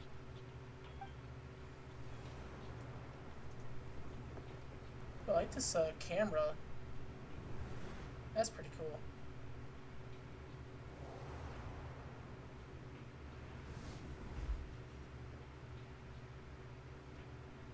See, I don't like being in the middle like this, especially on a bridge. Oh, look who it is. Oh, it's Frostarm Lava Turtle. And there's D-Luke. That was a close one. I suppose things are in order, Mr. Master D-Luke. I appreciate the help. No need. I didn't want to intervene to save you. It was for my own convenience. You were just in my way. Well. Oh well, let me get out of your hair then. I suppose we could work together, but you would just melt my ice anyway. Suit yourself. Alright, tell me. When did you start noticing something was off? The first trial. Because of the fake Hertha? No, because of you. Damn. Me, what did I do? My defense wasn't passionate enough? No, you weren't nervous enough. Tell me then, Master D-Luke, when do you think I actually get nervous? I suppose we'll see, won't we? Monsters incoming. On second thought, best not to think about it.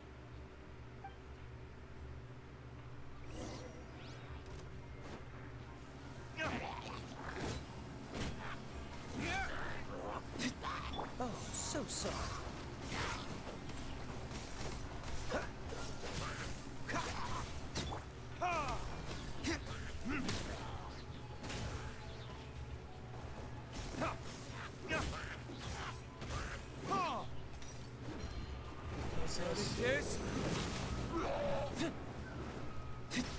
Gotta break that shield.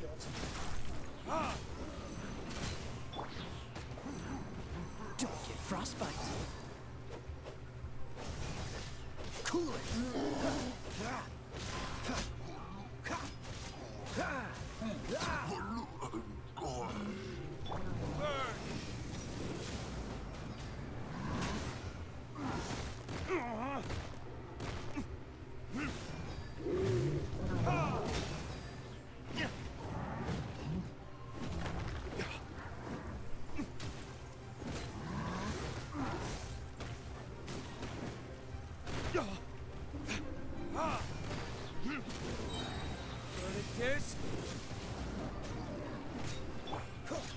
This moment will be frozen in time.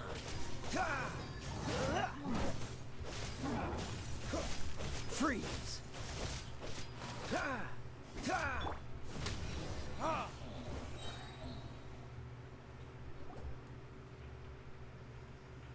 over there! D-Luke, Kaya!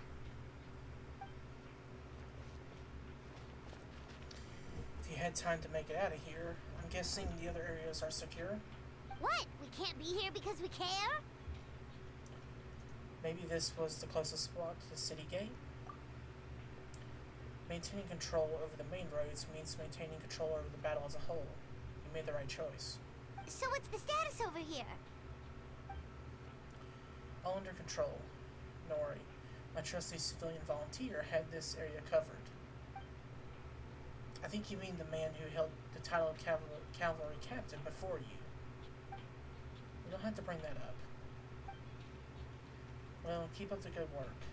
We'll go and check in on the status of the air locations. Good luck. Oh, and I want to thank you for what you said in court. If I'm not mistaken, you were on my side by the end. Believe me, he had his suspicions since the first trial.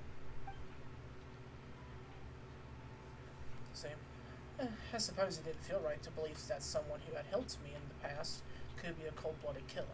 Aw, that's so sweet. Thank you for trusting me and choosing to fight alongside us.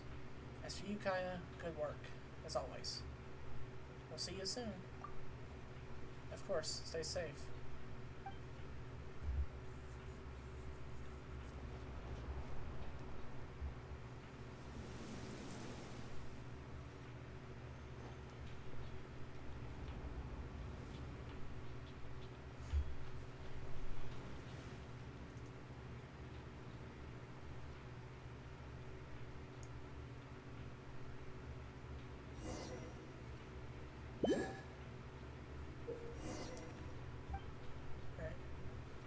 I'll protect us.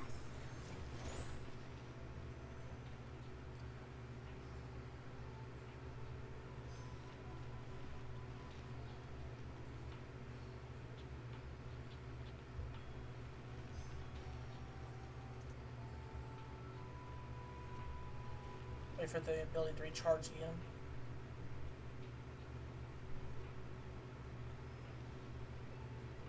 Let the show begin.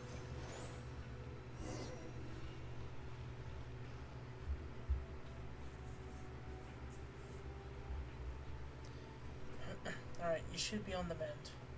Thank you so much, Miss Barbara. Things are still quite chaotic outside. It's best if you all remain inside the cathedral for now. So you're not rushing back out on the front line, are you? You're still injured. Don't worry, Miss Barbara. I'll try not to put myself in harm's way. I can help with the logistics from the back. Well, maybe we can give you a hand.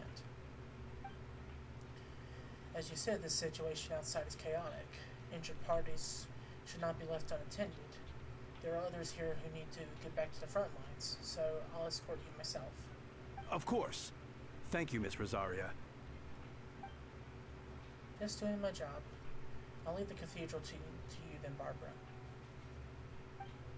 You can count on me. I don't really know how all this started, but I do know that Jean and the others have been preparing for this for a really long time. So I think everything will be alright. No, it has to be. Did I catch you at a bad time, Barbara? No, not at all. Did you need something? I just want to tell you that over the next few days, a lot of things are going to happen in Mondstadt. Attacks, fighting. So I need you to take care of yourself. Huh? How do you know? Albedo warned us in advance. It has something to do with Dragonspine, and he's our authority in that region. So we should take him at his word. Dragonspine, huh? So the city is going to be in danger? Yes, but the Knights of Favonius will do whatever we can to protect the people. But then who will protect you? Don't worry, I'll look out for myself. I promise. Please let them be okay out there. Sister Barbara, could you lend me a hand? Of course, coming.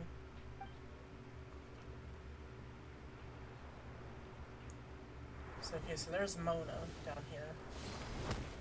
Oh, Noelle's here too. Oh, cool.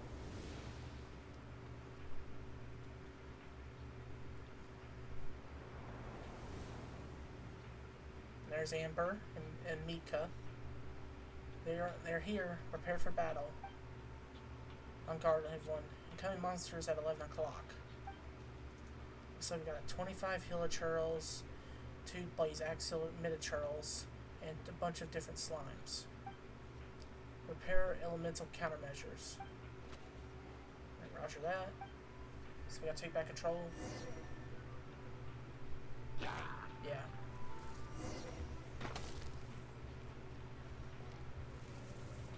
So. Oh, we gotta get up here. Ow. Hey, give me a chance, game. Give me a chance. It's kind of unfair if you don't give me a chance. Kind of unfair. Go, Baron Buddy! Don't give me a chance. It's kind of very unfair.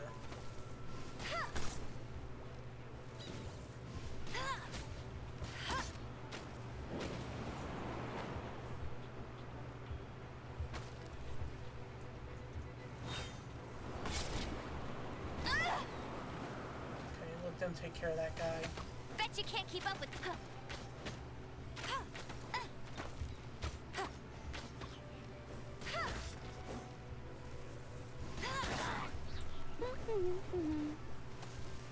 I distract him.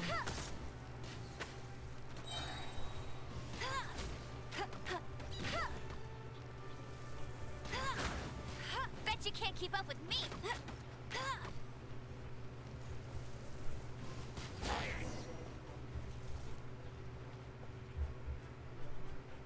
All units are now in position.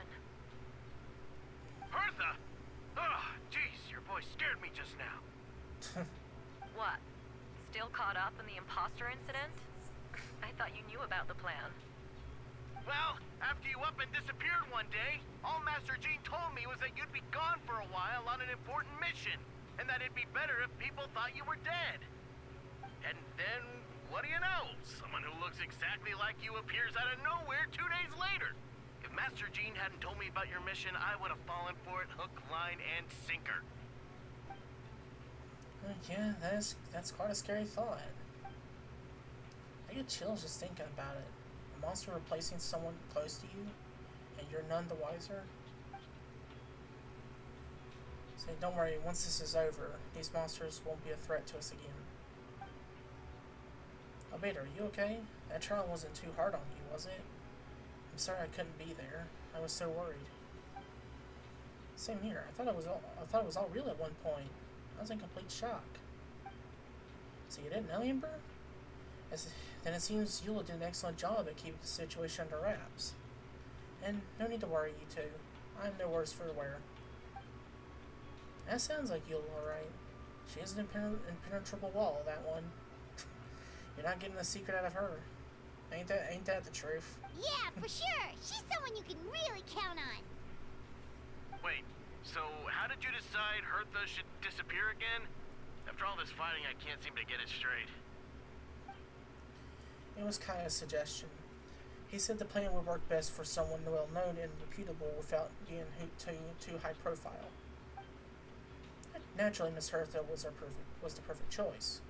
We needed to leave a hole in our organization, so she came up with an idea that she would disappear. So that explains the rumor that someone had fallen during a mission. Of course. It didn't take long for that to get resolved. No, because the imposter fell right into our trap. It was all part of the plan. First, we spread the rumor that Hertha was missing in action after some kind of incident. The news came from Kaya and Hertha's direct subordinates, which was important because we needed it to be credible. The imposter saw the gap in our ranks and couldn't help but take the bait. It didn't take long for the fake Hertha to appear on the night's patrol route, claiming that she had survived her mission. When did that happen? Over 6 months ago. Whoa, so this has been a long time in the making. 6 months is kind of long, but not that long. I was expecting the answer like 3 weeks ago. Yes, and our enemy was more meticulous than we expected. Monsters have been searching for Hertha's body in order to protect the imposter's identity, which is a more advanced way of thinking than Subject 2. So we had to wait long enough to convince the fake Hertha that she had our trust. Furthermore, we need to give her time to gather evidence against me and convince herself that she had enough to strike. But how did the Knight's internal information even reach Durin and his monsters? There's an informant among our ranks. Oh. Don't worry, Barbados has tracked her down. She doesn't have his blessing, so we can't hear what she's talking about right now. Honestly, this whole situation almost gave Paimon a heart attack. All those awful accusations in the first trial, and you couldn't even defend yourself! It was to be expected. I couldn't just reveal the truth. It had to be at the right moment, or it would have given the imposter even more fuel to use against me. She would have demanded to know if I knew about Dragonspine and the monsters in disguise, and if my true identity got out, the public's trust in me would be gone. It was a trap, you see. Argue back and expose my origins, or keep my mouth shut and be seen as a murderer. Credit where credit is due, it was all well thought out. Yeah, thank goodness we were able to back her into a corner. Indeed, and I have to thank you for that, Traveler. You probably don't know it, but you've been a part of the plan since the beginning. Me? But I didn't even know there was a plan. And for that, you have my sister's sincere apologies. I know I kept you in the dark, but I had a reason. This might not sound intuitive, but I did make the plan even stronger. Or I did it to make it even stronger. From the beginning, I knew I had to leave the letters in my office for a fair, independent reader to discover. Someone willing to seek the truth. Naturally, I thought of you. I knew you would return for Windbloom. I knew you would agree to attend the trial. And I knew your sense of responsibility and justice as an honorary knight would compel you to start your own investigation. The fake Hertha, Subject 2, has met you on Dragonspine before. If she thought you had lost faith in me, her confidence might get the best of her. Her perfect time for us to strike. Albedo's right. You were part of the plan from the start. I hope you don't just take offense at our decision to keep that from you. And please don't be too hard on Albedo. He was just doing his best to look out for Mondstadt. Enough people were involved in the plan as it was. He had no other choice. The honorary knight and Paimon will always be friends of Mondstadt. We will never forget that. Aww, that means a lot. So, well, thank you for thinking of me. It was an honor to take part. It is us who should be thanking you, honorary knight. Wait, was that you just now? Let's go to the side gate to check it out. Not sure exactly what side gate it is. It's one of them. There's Lisa over here. Lupercal, it's you.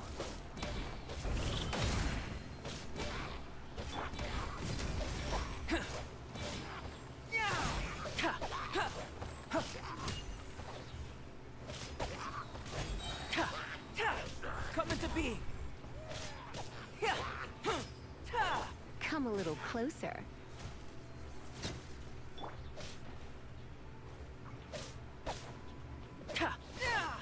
Feel this ancient power.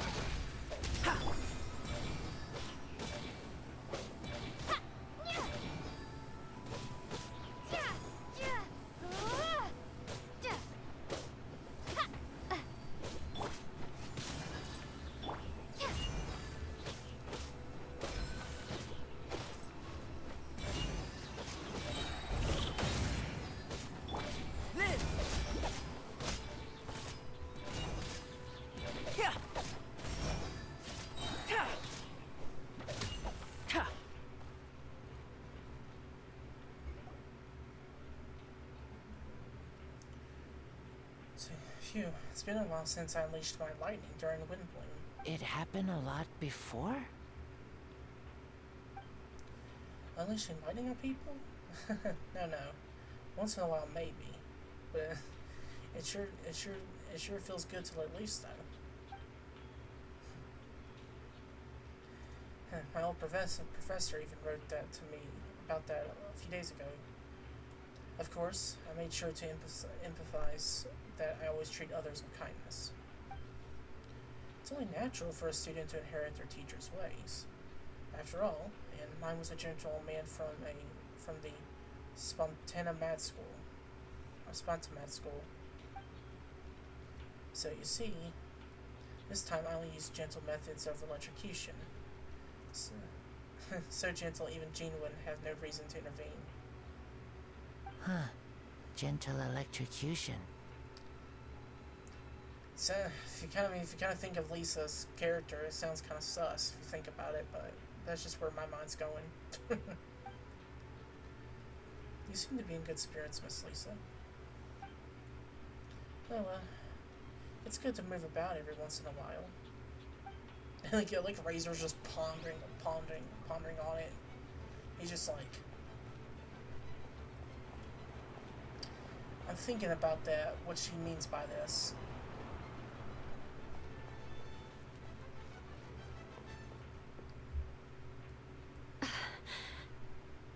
It's all my fault. I knew Clea was fast, but disappearing like this? I only lost sight of her for 1 second. How am I going to explain this to Albedo? Explain what? There he is. That's a surprise. Albedo, Traveler, Paimon. What brings you here? We're providing mobile support across the region. Was there something that you needed to explain? You can still tell me everything. I hope you know that. Yeah, plus we kinda already heard what you said, so... Yeah, just tell us. There's nothing to be afraid of. Clea, she disappeared right under my nose. I'm sorry. I'm doing all I can to find her. I see. Please don't beat yourself up. Clea is... Wait! Something's coming this way, and it doesn't look pretty! Alright, fighting first, conversation later. She was right next to me, and the next thing I knew, she ran off somewhere. I swear I only lost sight of her for a second.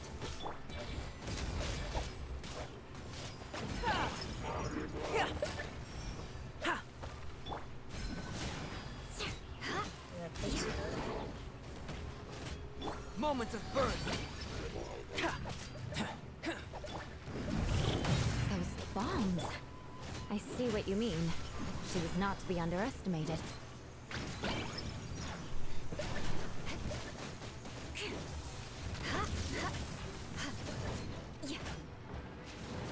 Shudder! Flood of frost!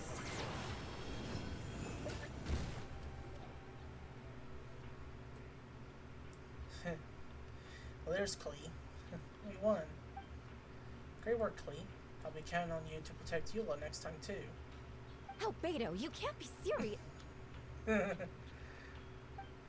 problem. Just leave it to Clea. Are you going on patrol, Mr. Albedo? Clea heard you went camping for a few days, and these monsters followed you back home. Camping. Ah, right. The truth isn't suitable for little ears. Yeah. That's right. So I'll need to report back to Master Jean to settle my expenses. If you have some time, I'm sure you will be grateful if you escort her back to headquarters as well.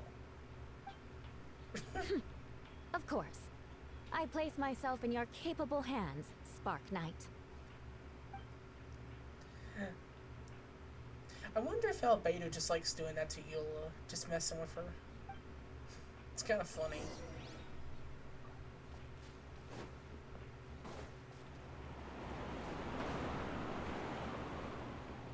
Or I mean, I guess, you know, since they are like comrades in a way, I guess that's just what he likes doing.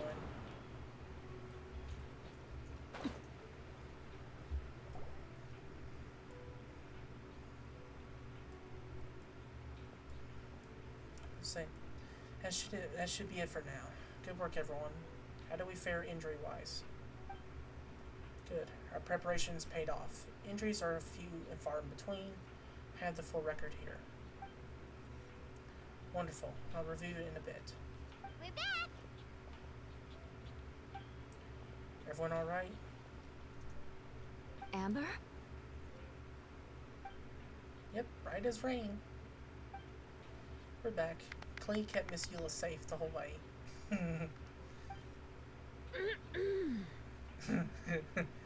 Still doing it. Hell yeah. Oh, they're just...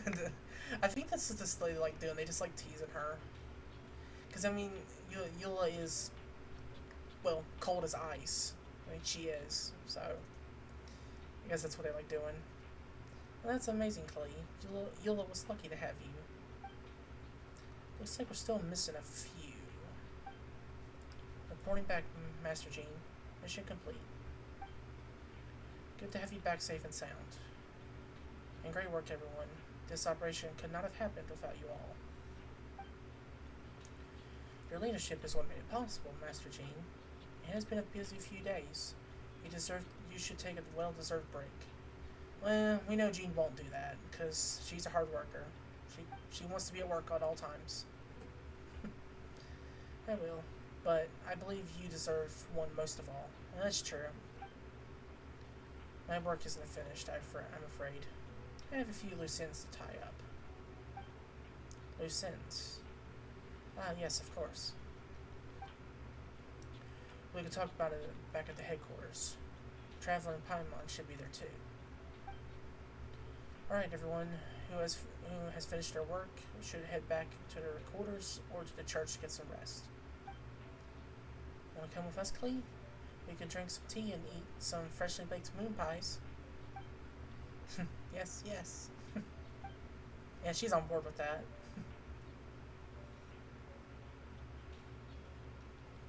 Hi, everyone. Oh, there's Venti.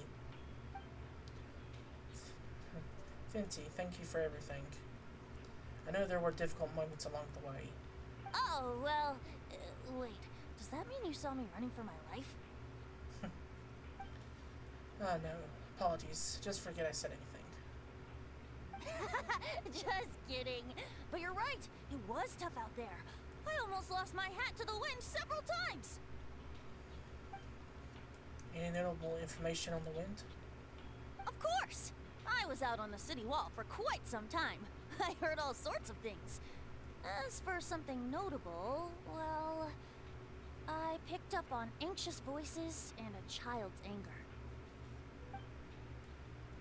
So Durin has been isolated for centuries, but absorbing subject to his emotions allowed him to understand certain truths about this world and his existence, including the fact that he's no longer mother's only child, or her most perfect creation. It's obvious he found that fact difficult to accept. The emotions he felt in response were quite genuine and, dare I say, human. If I eliminate the perfect creation, I will be the only child mother needs. This mindset arose out of Durin's instinct to compete and survive, and came to dominate all those around him. Of course, the absorption of subject two's knowledge allowed him to take a more intelligent approach, accusing me of murder. In the end, however, Durin still lacks sufficient social intelligence. The fact that his army got even this far is a miracle. Oh, no wonder Venti sensed a child's anger through the wind. That same feeling. It's close!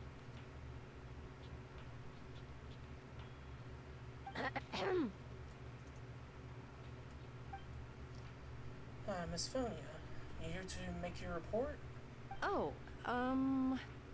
nothing much to report, actually. Is that so? During the battle, you were talking about your transfer to the 7th Company. You were in charge of patrols and post-battle renaissance this time. How'd everything go? Good. No problems. I see. And if you don't mind me asking, why did you come from that direction? And why are you alone? Did you think we were still meeting at the side gate? There was a change of plans. We sent the message over the wind in the last few minutes of battle. There were a lot of changes during the operation, but I might imagine you missed some of those as well, because you're under Durin's influence, and you have been since your trip to Dragonspine over 6 months ago. Yeah, off she goes too. Nope. Nice try. Nice try. Don't move. Got him. Let's continue this discussion back at the headquarters. Don't be scared. I'll figure out a way to free you from his power soon.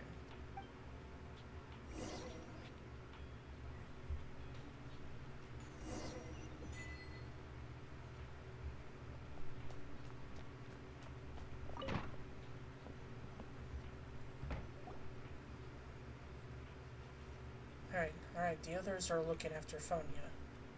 Please tell me you can help her. I can, as long as the rest of the operation goes well. Wait, the operation isn't over. What do we do now? What happens next is more of a personal project. I've consulted Venti about the possibility of calling a tripartite conference. Yes, that's a relatively new tradition. Grandmaster Varka came up with that idea a few years ago. I still remember when he approached me about asking the lovely ladies of the Hexen Circle for a small favor. The chumminess caught me off guard. If I hadn't known any different, I'd have thought he was talking about his older sisters or something. Older sisters? Is Varka really young or something? I wouldn't exactly call him young, but he's not old either. He's the type to crack a joke at every opportunity, so whatever that age is. Indeed. Anyway, the tripartite conference is a gathering of 3 parties. The Hexen Circle, Animo Archon, and the joint forces of the Knights and Church of Favonius. Okay. Lord Barbados was able to facilitate a meeting between Varka and the mages. Varka has quite a way with words, so he was able to gain their favor and convince them to agree to a very important request. Namely, that in Mondstadt's greatest time of need, the mages would return to lend their aid to our nation. Yes, and now I have a request of my own. So I need the conference to convene once again. Venti, if you would. Of course! Traveler, pass me the Dodo communication device. Huh? You're gonna use that thing to call them? Just watch and learn. Okay, I think this should do it.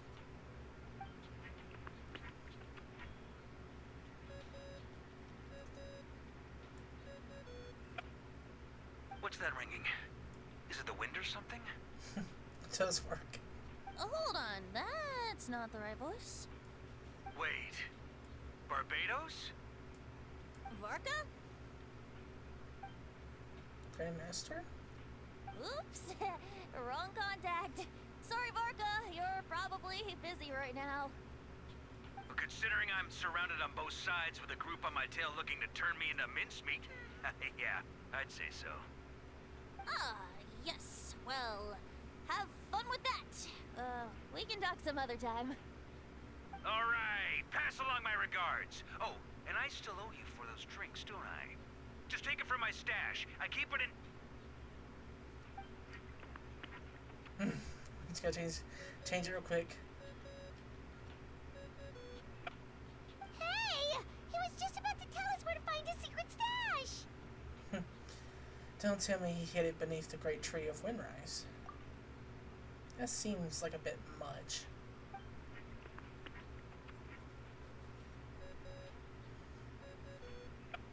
Hello? Who is this? Greetings, Miss Alice. It's Venti. Venti? Nope, it doesn't ring a bell.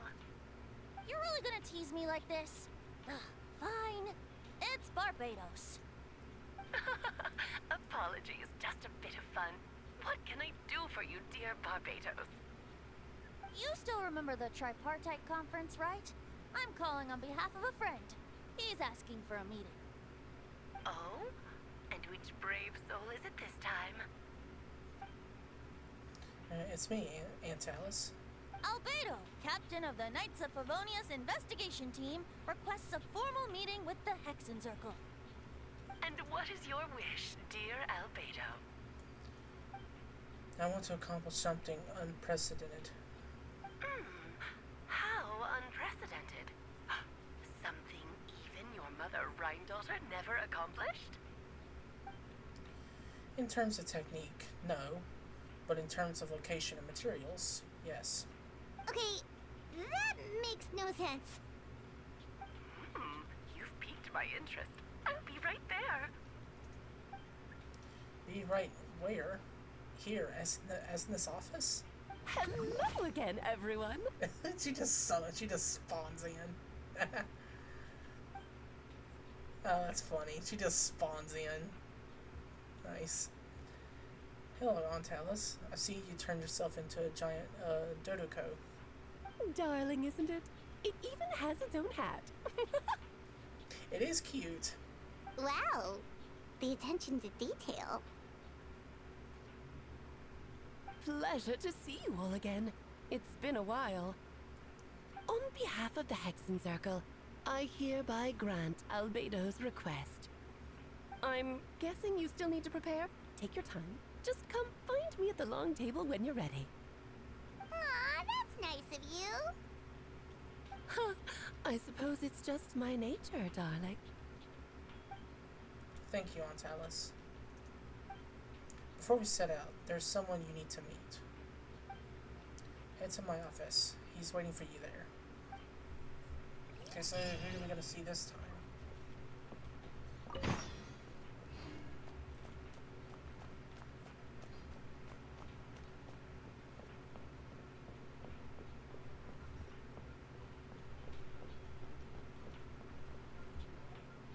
Hey, have you ever wondered why Albedo always keeps his office closed? Paimon bets there's a secret snack stash hidden around here somewhere. Yeah, I wonder who we see. Oh, Minnie Durin. Not so loud. Minnie Durin? What are you doing here? Well, actually, I've been kind of helping you guys in secret this whole time. I tried tapping on Paimon's shoulder during the battle, but you floated away too fast. So you were there? Yeah, I've been in Mondstadt for a few days now. But I've kept myself out of sight. I thought people might be scared of me. Oh, don't worry. We aren't scared of you. Well, I ain't, so you got spooked. Thanks. So, what brings you here? Oh, is it Windbloom? There are a ton of fun games this time of year. I did sneak off to the festival for a bit.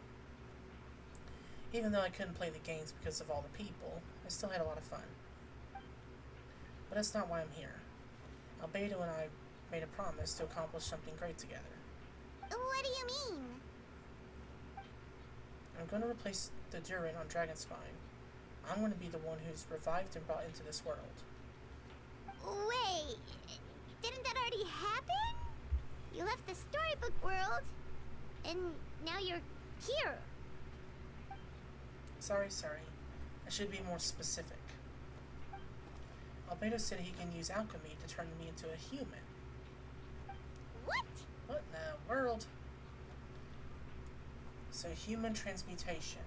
So you're Albedo's intended subject. Yes, he has been working on it for a long time. And that's what you want, Minnie Durin? To become human? I don't know if it's what I want. I don't know if want is the right word. I don't know if there's a right answer in a situation like this. But I do know this. I just have as much as the right to this name. I don't want to lose to the other Durin. So becoming human, yeah, isn't the same as changing form. I know, Albedo talked to me about that. He said the Durin on Dragonspine is a lot more aggressive and primitive, almost like a beast. But Mom created me in a storybook. The pure parts of me can balance out the evil parts in him. If I'm honest, I still don't know what I'll look like. If I can still be me once I become that part of him, one with that part of him. Maybe without a complete soul, there was really never a me to begin with. Albedo said all these kinds of questions are normal. We're all just trying to figure out who we are. But I'm not afraid to change. I want my life to have meaning, and suppressing an evil dragon, becoming human, both sound pretty meaningful to me. So don't worry, no one's forced me to make this choice. Well, turning you into a human sounds like a huge project. No wonder Albedo wants to get the mage's approval. Yeah, I'm really grateful to him. We're kind of in the same boat, you know. Albedo told me he's the Critter Prince, a synthetic human. And if this works, I'll be one too. We'll be the only two of a kind in the whole world. Alchemical creations allowed to live in human form. If all living things are grouped together by species, then there's only one other person like me in this world. So I guess that makes us family. Definitely. You've just gotta trust one another. Actually, while we're on the subject, does your friend Hawkeye know about this? Probably not. Yeah, I told him I was coming here to fulfill this duty. He didn't try to stop me, just told me to get a move on, man. Yeah, that sounds like him. He didn't say it outright, but I think he supports my decision. Maybe he even thinks it's a good idea to go through with this. I'm a little scared, of course, but excited too. Anyway, I'm really glad I got to talk to you about this. I feel a lot better, so thanks.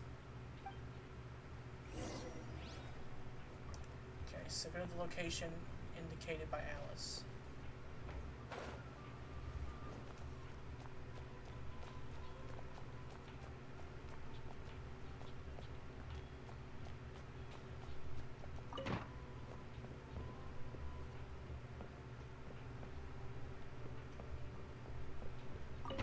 Where's it at? It's not at the door.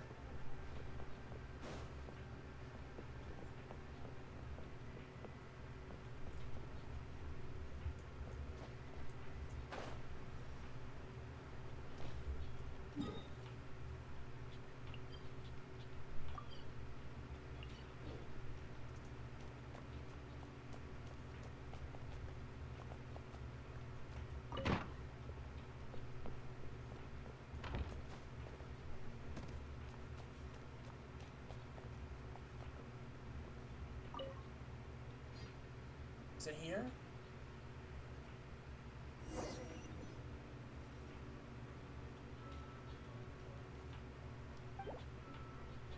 Oh yeah, it is. Okay.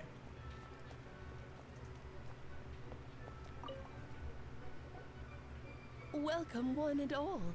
Please sit wherever you like. I will say I like the chessboard. That's pretty cool. So, no unspoken rules to be aware of? I don't want to unwittingly park myself down on some important lady's chair. I highly doubt anyone's going to mind where you sit, Lord Barbados.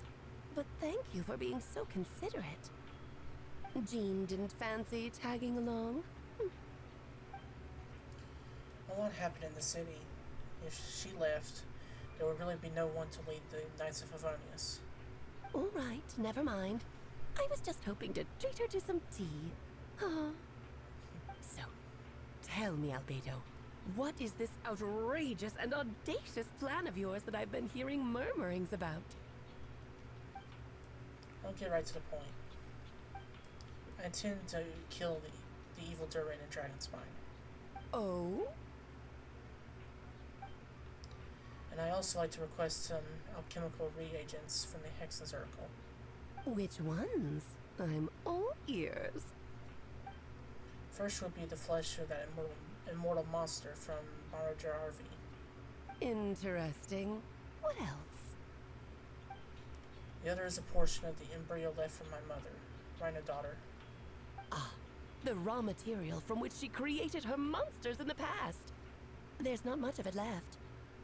Dragon blood, monster flesh, and embryo. Sounds to me like a formula for creating life. Correct. Durin's heart has continued to beat ever since the day he died. That means just a matter of time before he eventually returns. It could be centuries away or millennia, but the day will come. I spent years investigating in Dragonspine, and I'm well aware of the danger he poses. He's already posed a considerable threat to Mondstadt, less than half of his original strength, so there's no telling how dire those consequences could be if he ever regained full life force. Hence, if we want to be free of the dangers posed by his blood and limitless vitality, we must find a way to eliminate Durin entirely. Unfortunately, Durin is a special entity. Even after death, he could reawaken at any moment. So the solution is to kill him and then resurrect him in a different form.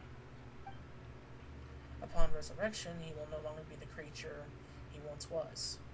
In fact, he will no longer be a monster at all, because I intend to transform him into a human-like being.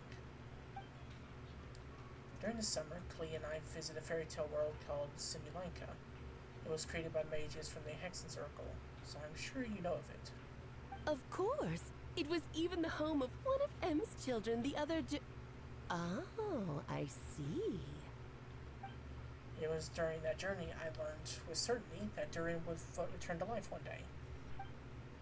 That experience inspired me. I met the pure soul M had created, and I knew if I want to change Durin's fate, he could be the key. To that end, I devised an alchemical model for transmutation. The soul will come from the fairy tale dragon of Simulanka, the blood from the original dragon's heart, and the monster remnants from Mara Jarvi and the embryo mother left behind will form the flesh. The corrosive nature of the dragon venom and the heightened vitality of the monster remnants will offset each other, keeping the constructed body in perfect balance. A powerful side effects can be triggered when festering forces and life energy collide. In an alchemical setting, these results are sure to be nothing short of outstanding. The glint in your eye when you talk about these ideas. Not outstanding. You really are your mother's child. Astounding. I read that wrong. Do you see that as a bad thing, Antalis? Of course not. To me, you're both extraordinary individuals. I find you fascinating. In any case, now I see why you asked Venti for help. The raw materials you seek are extremely valuable. The misuse of even the tiniest amount could cause unimaginable chaos. That said, we're happy to give you what you need. But there is one condition. You need to prove you can wield them. And so, you must pass the Hexen Circle's trial. Is it something to do with this chessboard? I understand. So I figured something like this might happen. So that's why I asked the traveler to come along. Wait, I'm joining you in this thing? I can think of no better partner for such an endeavor. So you know our tricks, huh? Antalis has always loved the spectacle. Any chance to witness friends come together to support one another. Well, success means little if you have no one to celebrate it with, no?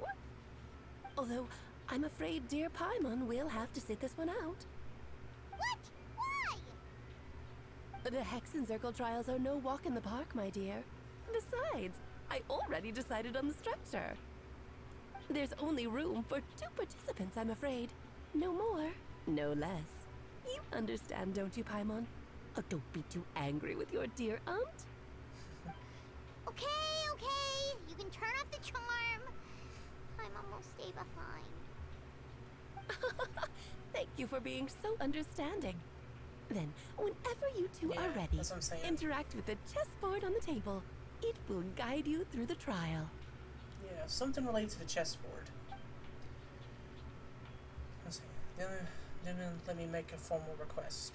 Will you go through this trial with me? So, are you ready, Traveler? Just about. Then, my dear children, get ready for a taste of the Dodo King's magic. So what, do we have to beat you at a game of chess? Is that what we gotta do?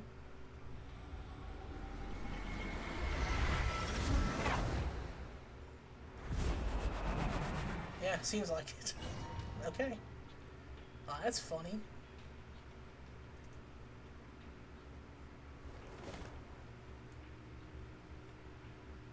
Yeah.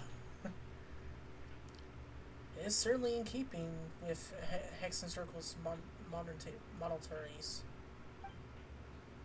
okay, that's kind of cool. I like that. Hold on, get like a little thumbnail here.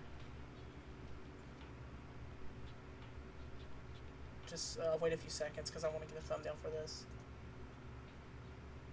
Okay, that's kind of cool. We've been shrunken down to chess piece size. Whoa, you're so tiny now! Take extra care of yourselves, okay? What is it?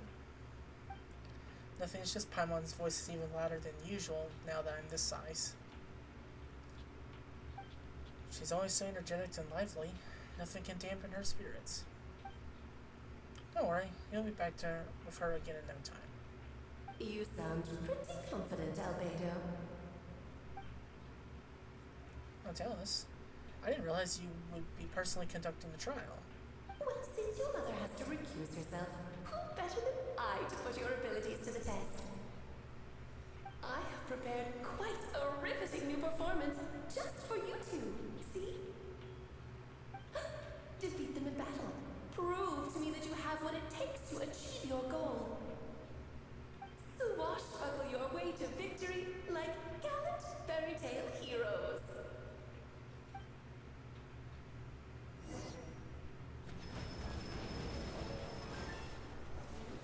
Okay, so we have to fight the chess piece. That's kind of cool, actually.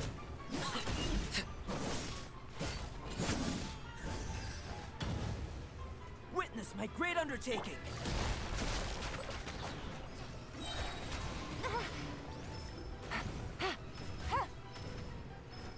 I'm flying! You can't get me up here. Moment of birth.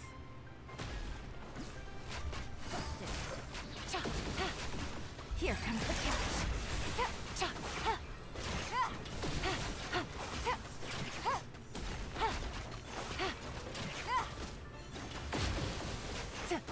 Moment of birth.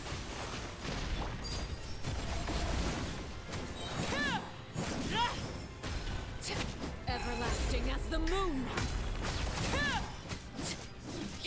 Overruled. Also, listening to this, great undertaking. This is actually a really cool battle. Actually. Live.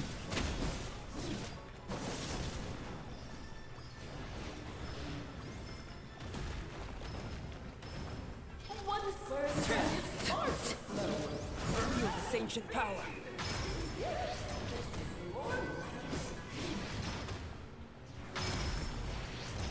Oh, I see. So we're supposed to get to run into those. Okay. Burst forth. That's kind of cool. Gotcha. Witness my great undertaking. You should present a united front. Let's have a ball. It'll be fun.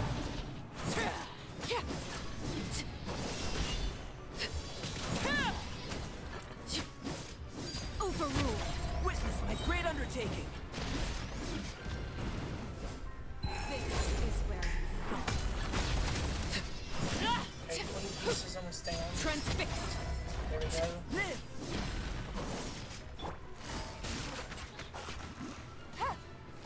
Witness my. Actually, that was a really cool battle here. That was very cool. Huh. They need to do more of those battles. Oh, it had to be this form? A toy really doesn't suit me. Well done, but this isn't over. I will now preside over the second trial. Stare straight ahead, and you will see things as they appear. But change your perspective, and you will see them as they are.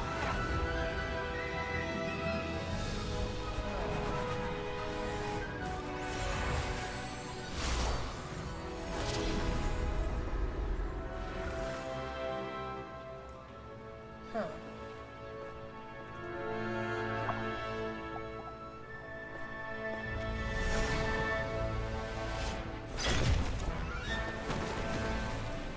So the pieces are back again. Interesting.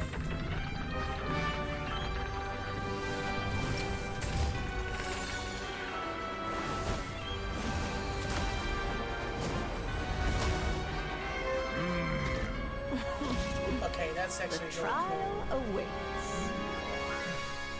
Okay, those designs are pretty sick looking. Only by turning the world on its head can we see its true colors. So, it begs the question, what do you see on the other side of this chessboard? Pawns earned true freedom the moment they gained legs with which to run. So, in the spirit of Rhine-daughter, I prepared a little surprise for you. No need to thank me, of course. Just a small gesture of kindness from me, Barbalon, justice to you. Oh, Albedo, you're always so charming and delightful. Unlike my own student, she can be so full of herself. I do wish she'd take a leaf. Moment of birth. Yeah, I thought I stopped that attack, but I guess not. Okay, so...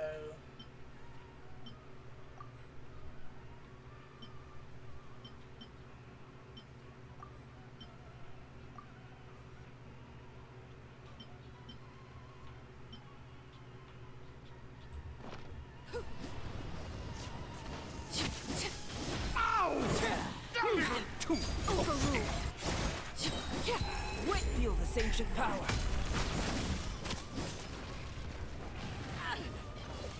Beg for mercy. Skyward!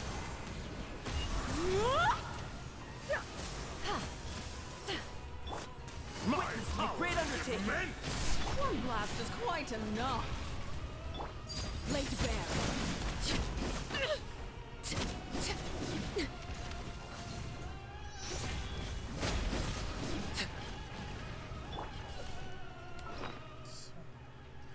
To recharge on stamina.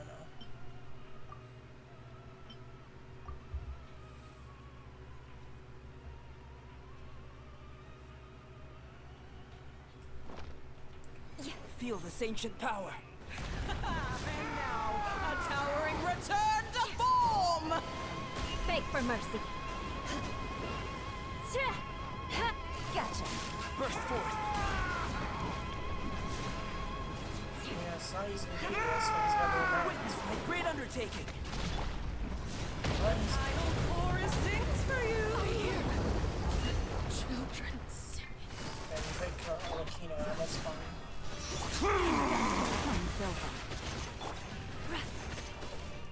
Stray cloud converge. Feel this ancient power.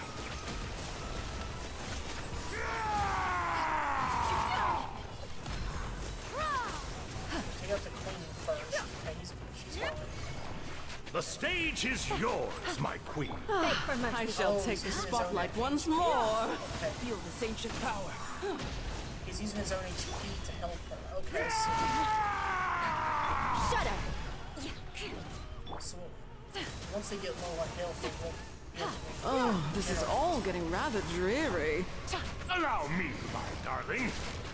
Moment of birth. The fu- There we go.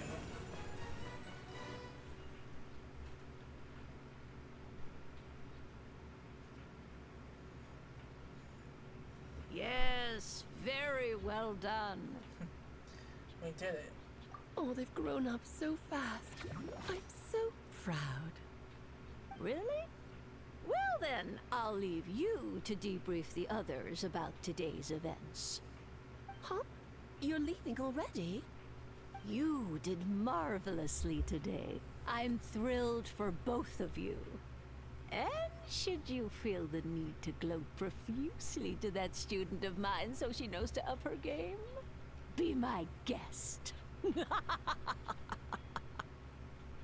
Lovely tea party. But that'll do me for now. Until next time, my dearies. You're just going to up and leave? Barbie? You'll have to forgive Barbalov. She's always on the move. And she never says where she's going either. I think she enjoys the mystique. But if I had to guess, she's probably going for a walk. She's a very health-conscious individual. Barbie was satisfied with your victory. And so am I. Congratulations to you both. You can come back now. Oh, whoops. I need to turn you back to normal first, don't I?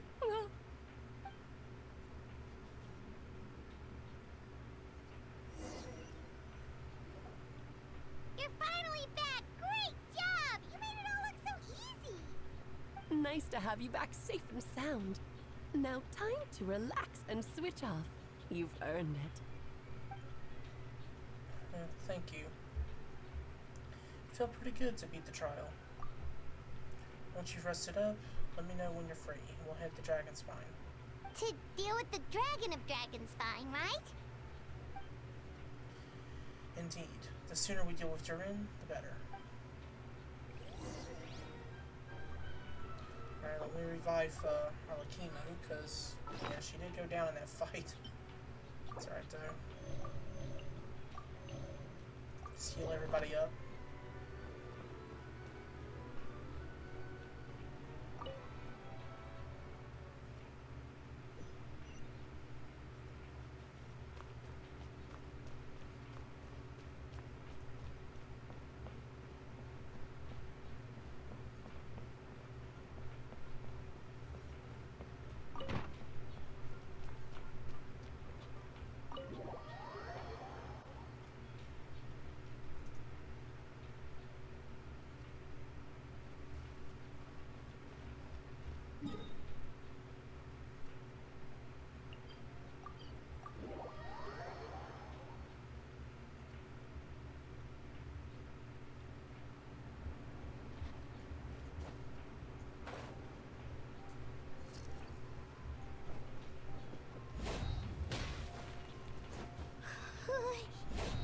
Yep, this place is as freezing as ever.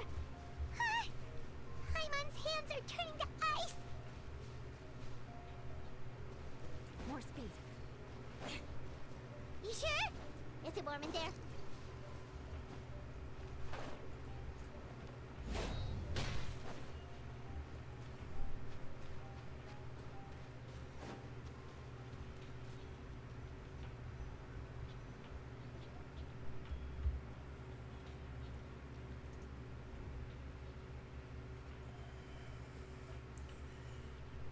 Hey, we've arrived. Sorry, Paimon. I have to get to work now. Oh, whoops. Still beating away after all this time. Leave it to me. You two, stay on guard.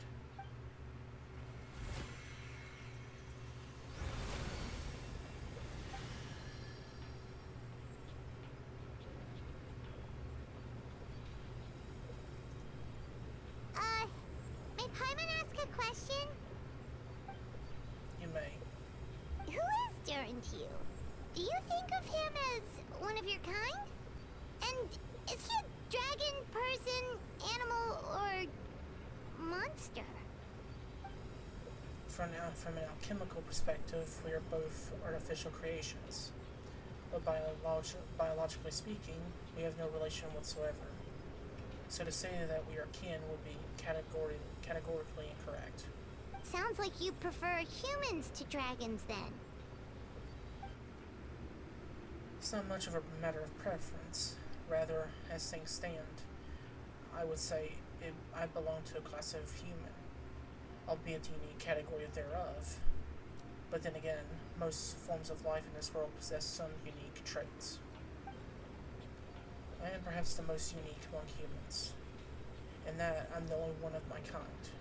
But soon there will be another just like me, assuming this alchemical project becomes successful or proves successful. I believe Mini Durin already told you of his intent to replace Durin of Dragonspine. After my conversation with him, he also expressed a strong interest in becoming human. It's a fascinating prospect, not to mention an extremely challenging one, but I understand why he came to that decision. Do you see this as an act of creation? Well, understood in the broadest sense, this project deals with both the past and future. It stands to profoundly impact many lives. That primarily is what makes it worthwhile. Helping Mini Durin become what he wants is to be as a secondary consideration, though still a meaningful one. By my contrast, my personal motivations are nothing so grand and meaningful. I'm just pursuing something I believe in. In my view, to cultivate life, which the world cannot generate endogenously, is to cultivate the world itself. Whatever aids life in attaining a greater level of perfection improves the world by doing so. It's not a question of whether this ought to be done or not, merely whether I wish to. The alchemical enterprise is concerned with deciphering and comprehending all forms of knowledge. That is the path I walk.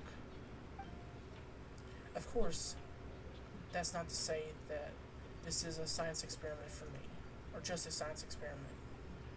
Anything that affects Mondstadt, I approach first and foremost as a member of the Knights of Favonius. Does that answer your question satisfactorily? Well enough. Thank you.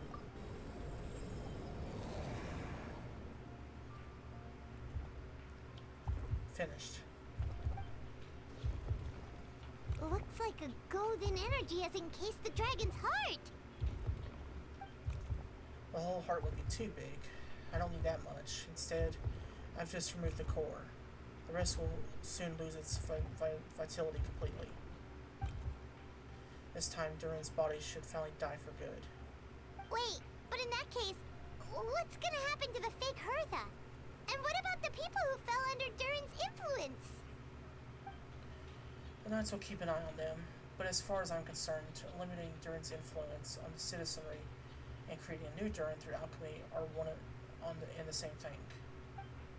Armed with his heart, I'll be able to complete a full alchemical array and deal with all these issues in one go.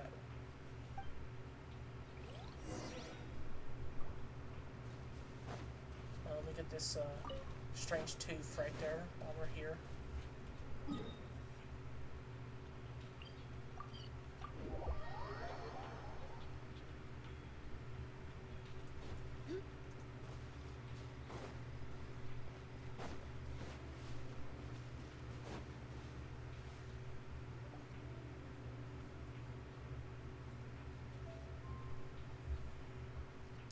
Let's call it a day here. Thank you for accompanying me. Pleasure! We sure learned a lot. Mondstadt's a lively place during the Windbloom Festival. You should take a look around and pick out some nice souvenirs for yourself. Oh yeah, the festival! Wonder who the Windbloom star is gonna be this time. Probably us again, probably. Well, we've been too busy dealing with this situation the entire time. Who else would be free to work during the Windbloom Festival? I'm sure we'll find out on the day of. Alright, wait till 2 days later.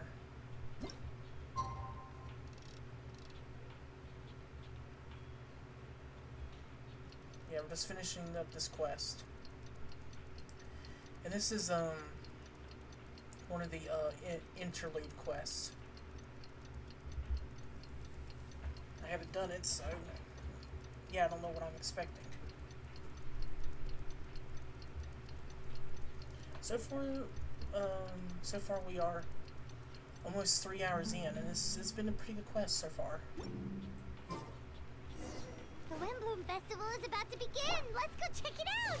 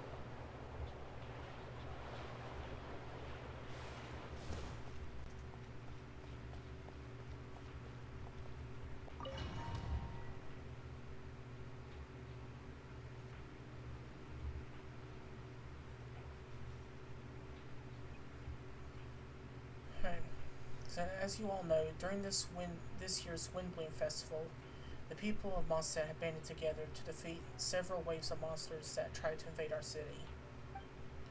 Accordingly, we like to award the title of Windbloom Star to someone who made an outstanding contribution to the defense operation.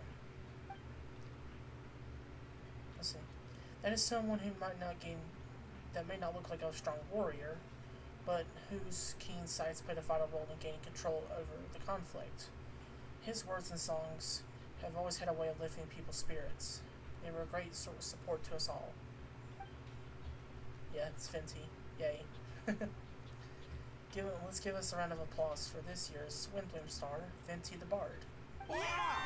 Amazing! Venti! Huh? No way! You're really gonna pick me? Why not? You're the perfect person for the job. Alright. Does that mean I get unlimited free drinks at the tavern? I'm sure they'll be more than happy to support this year's Windbloom Star. If you like, you can even take a drink while you give your acceptance speech to the crowd. In that case, instead of a speech, how about a song? Everyone! The best bard in the land is about to begin his performance, so don't go away. Gather round and lend me your ears. Okay, if you're actually going to play a song, I don't know if I can play it, because it might be copyright.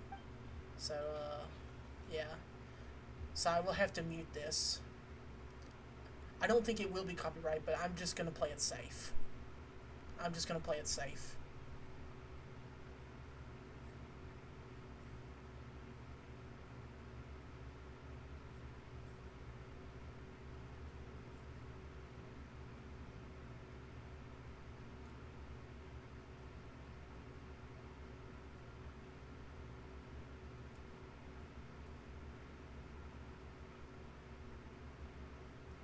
Oh, so that's when he's...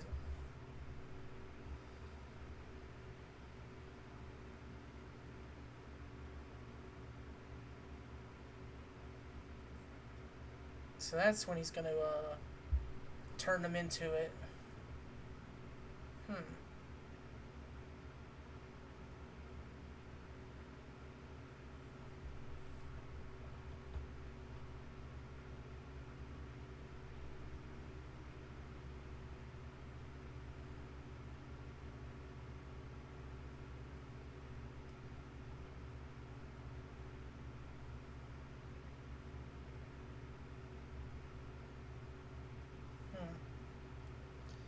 So I guess yeah, that's what he's doing now. He's turning him into a human now.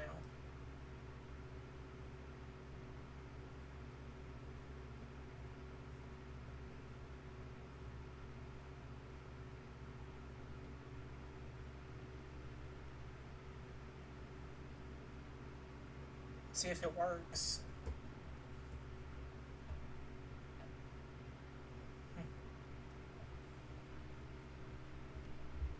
Okay, there was really no need for me to mute it. There was really no need. It was just instrumental. But I didn't know that.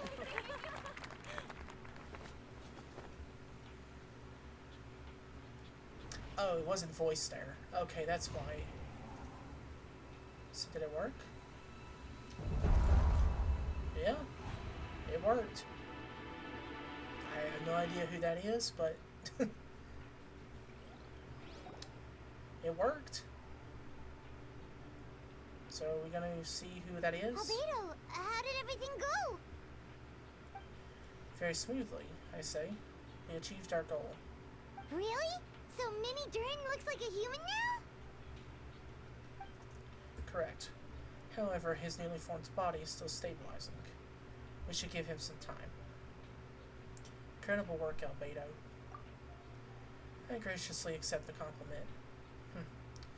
It really is rather remarkable what we've accomplished. So, how do you feel right now? Quite good. I did what I set out to do and achieved a personal goal. To think she even had I think even she would have made a rare facial expression had she seen it. She? Talking about his mother. Yeah.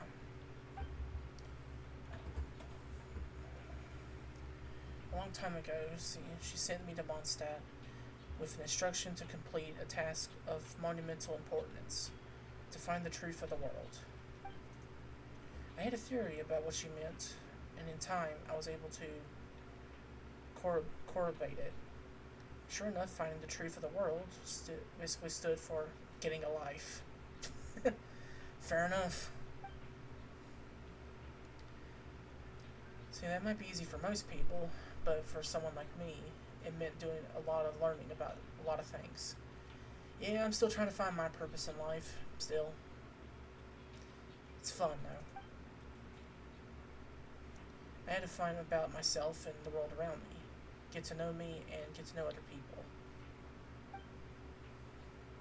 Life is the space that exists between me and the world. To become truly human, I had to inhabit that space. So for an artificial human, finding a life is, in some sense, equivalent to finding the truth of the world. So that's what she meant, huh? Well, no wonder those monsters wanted to infiltrate the city and replace you. They wanted your life for themselves.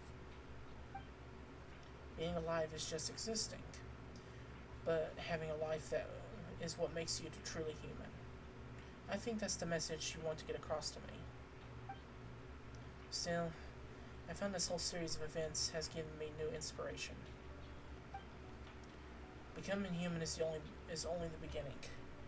What follows is the choices a human has to make in life, as well as the kinds of family bonds that they will form. Most people would probably see the events of the last few days as something out of a nightmare, but for me, it's just part of my family's life. I fear that the carefree existence my brother has enjoyed this far will now come to an end. Just like me, he'll have to step into the world and face the same constraints as everyone else. You've got an unusual family, that's for sure. Well, I suppose we get it from our mother. She's highly unusual. There are all kinds of families in the world. Some base their life around a family store, others around the farm. In my family, we supposed to tend to the flower beds. And now I'm a gardener too. As long as you feel like you've gained something from the experience. Master never showed her face, but if the Hexen Oracle knows what I've done, That means she will know as well and gave her approval. Since devouring Nibirius, it would seem she has finally found a modicum of peace. A modicum of peace. And if so, I am truly happy for her. She didn't always have a penchant for madness, you know. Or penchant. Devouring Nibirius? What's Nibirius? It's the name of the ruler of life. What? Aunt Alice told me about it not too long ago, but it came to no surprise. I knew Master would do it sooner or later. As the ruler of life, all I truly know is Nibirius is not gone. Instead, because of Master's actions, she and Nibirius are now one. In any case, thank you so much for your help during this ordeal, and for choosing to stand by my side through it all. Of course. That's what friends are for. Paimon took the words right out of my mouth. Hearing you say that means more than I could say. I'll make sure to pass along this sentiment when I report back to Master Jean. Oh, so you're heading back to headquarters? Well, good luck with the report. Thank you. I'll get going.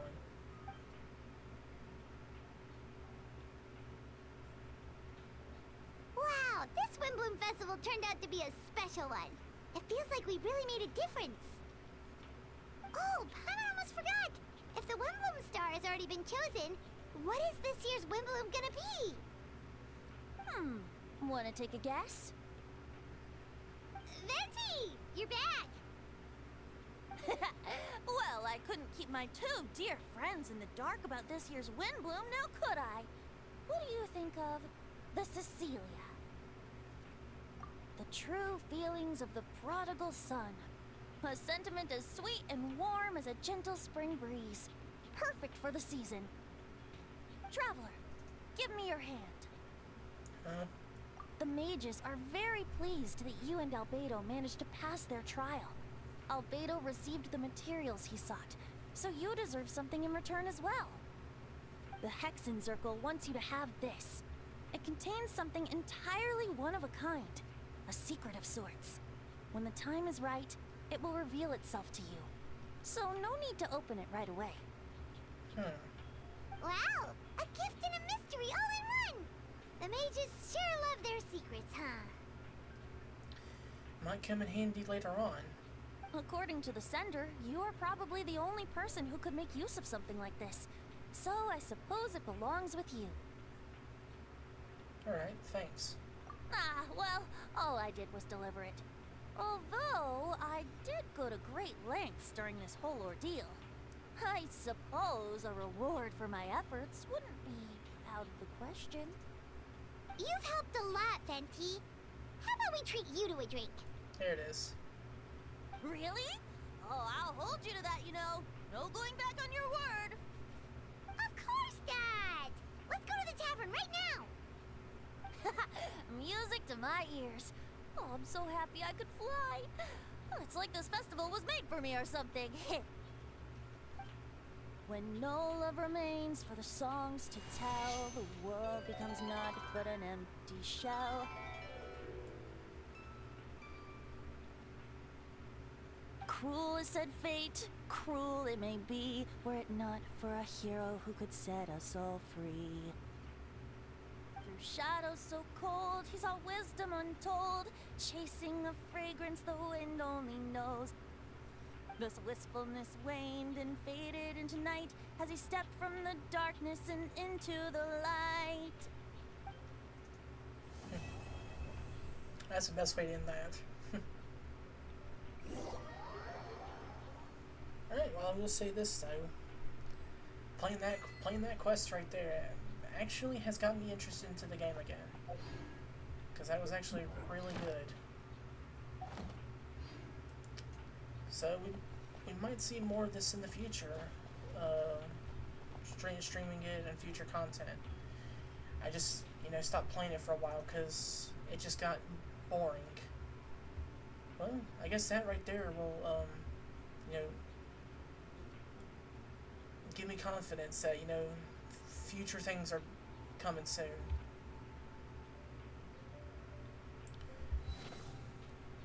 But, let's see how far we're in now. Let's see. Three hours in.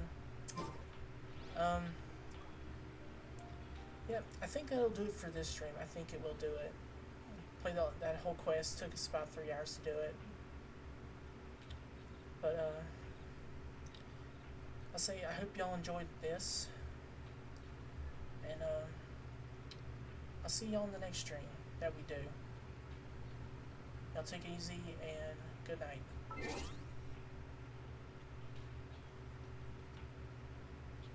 Oh, and thank you for watching, by the way.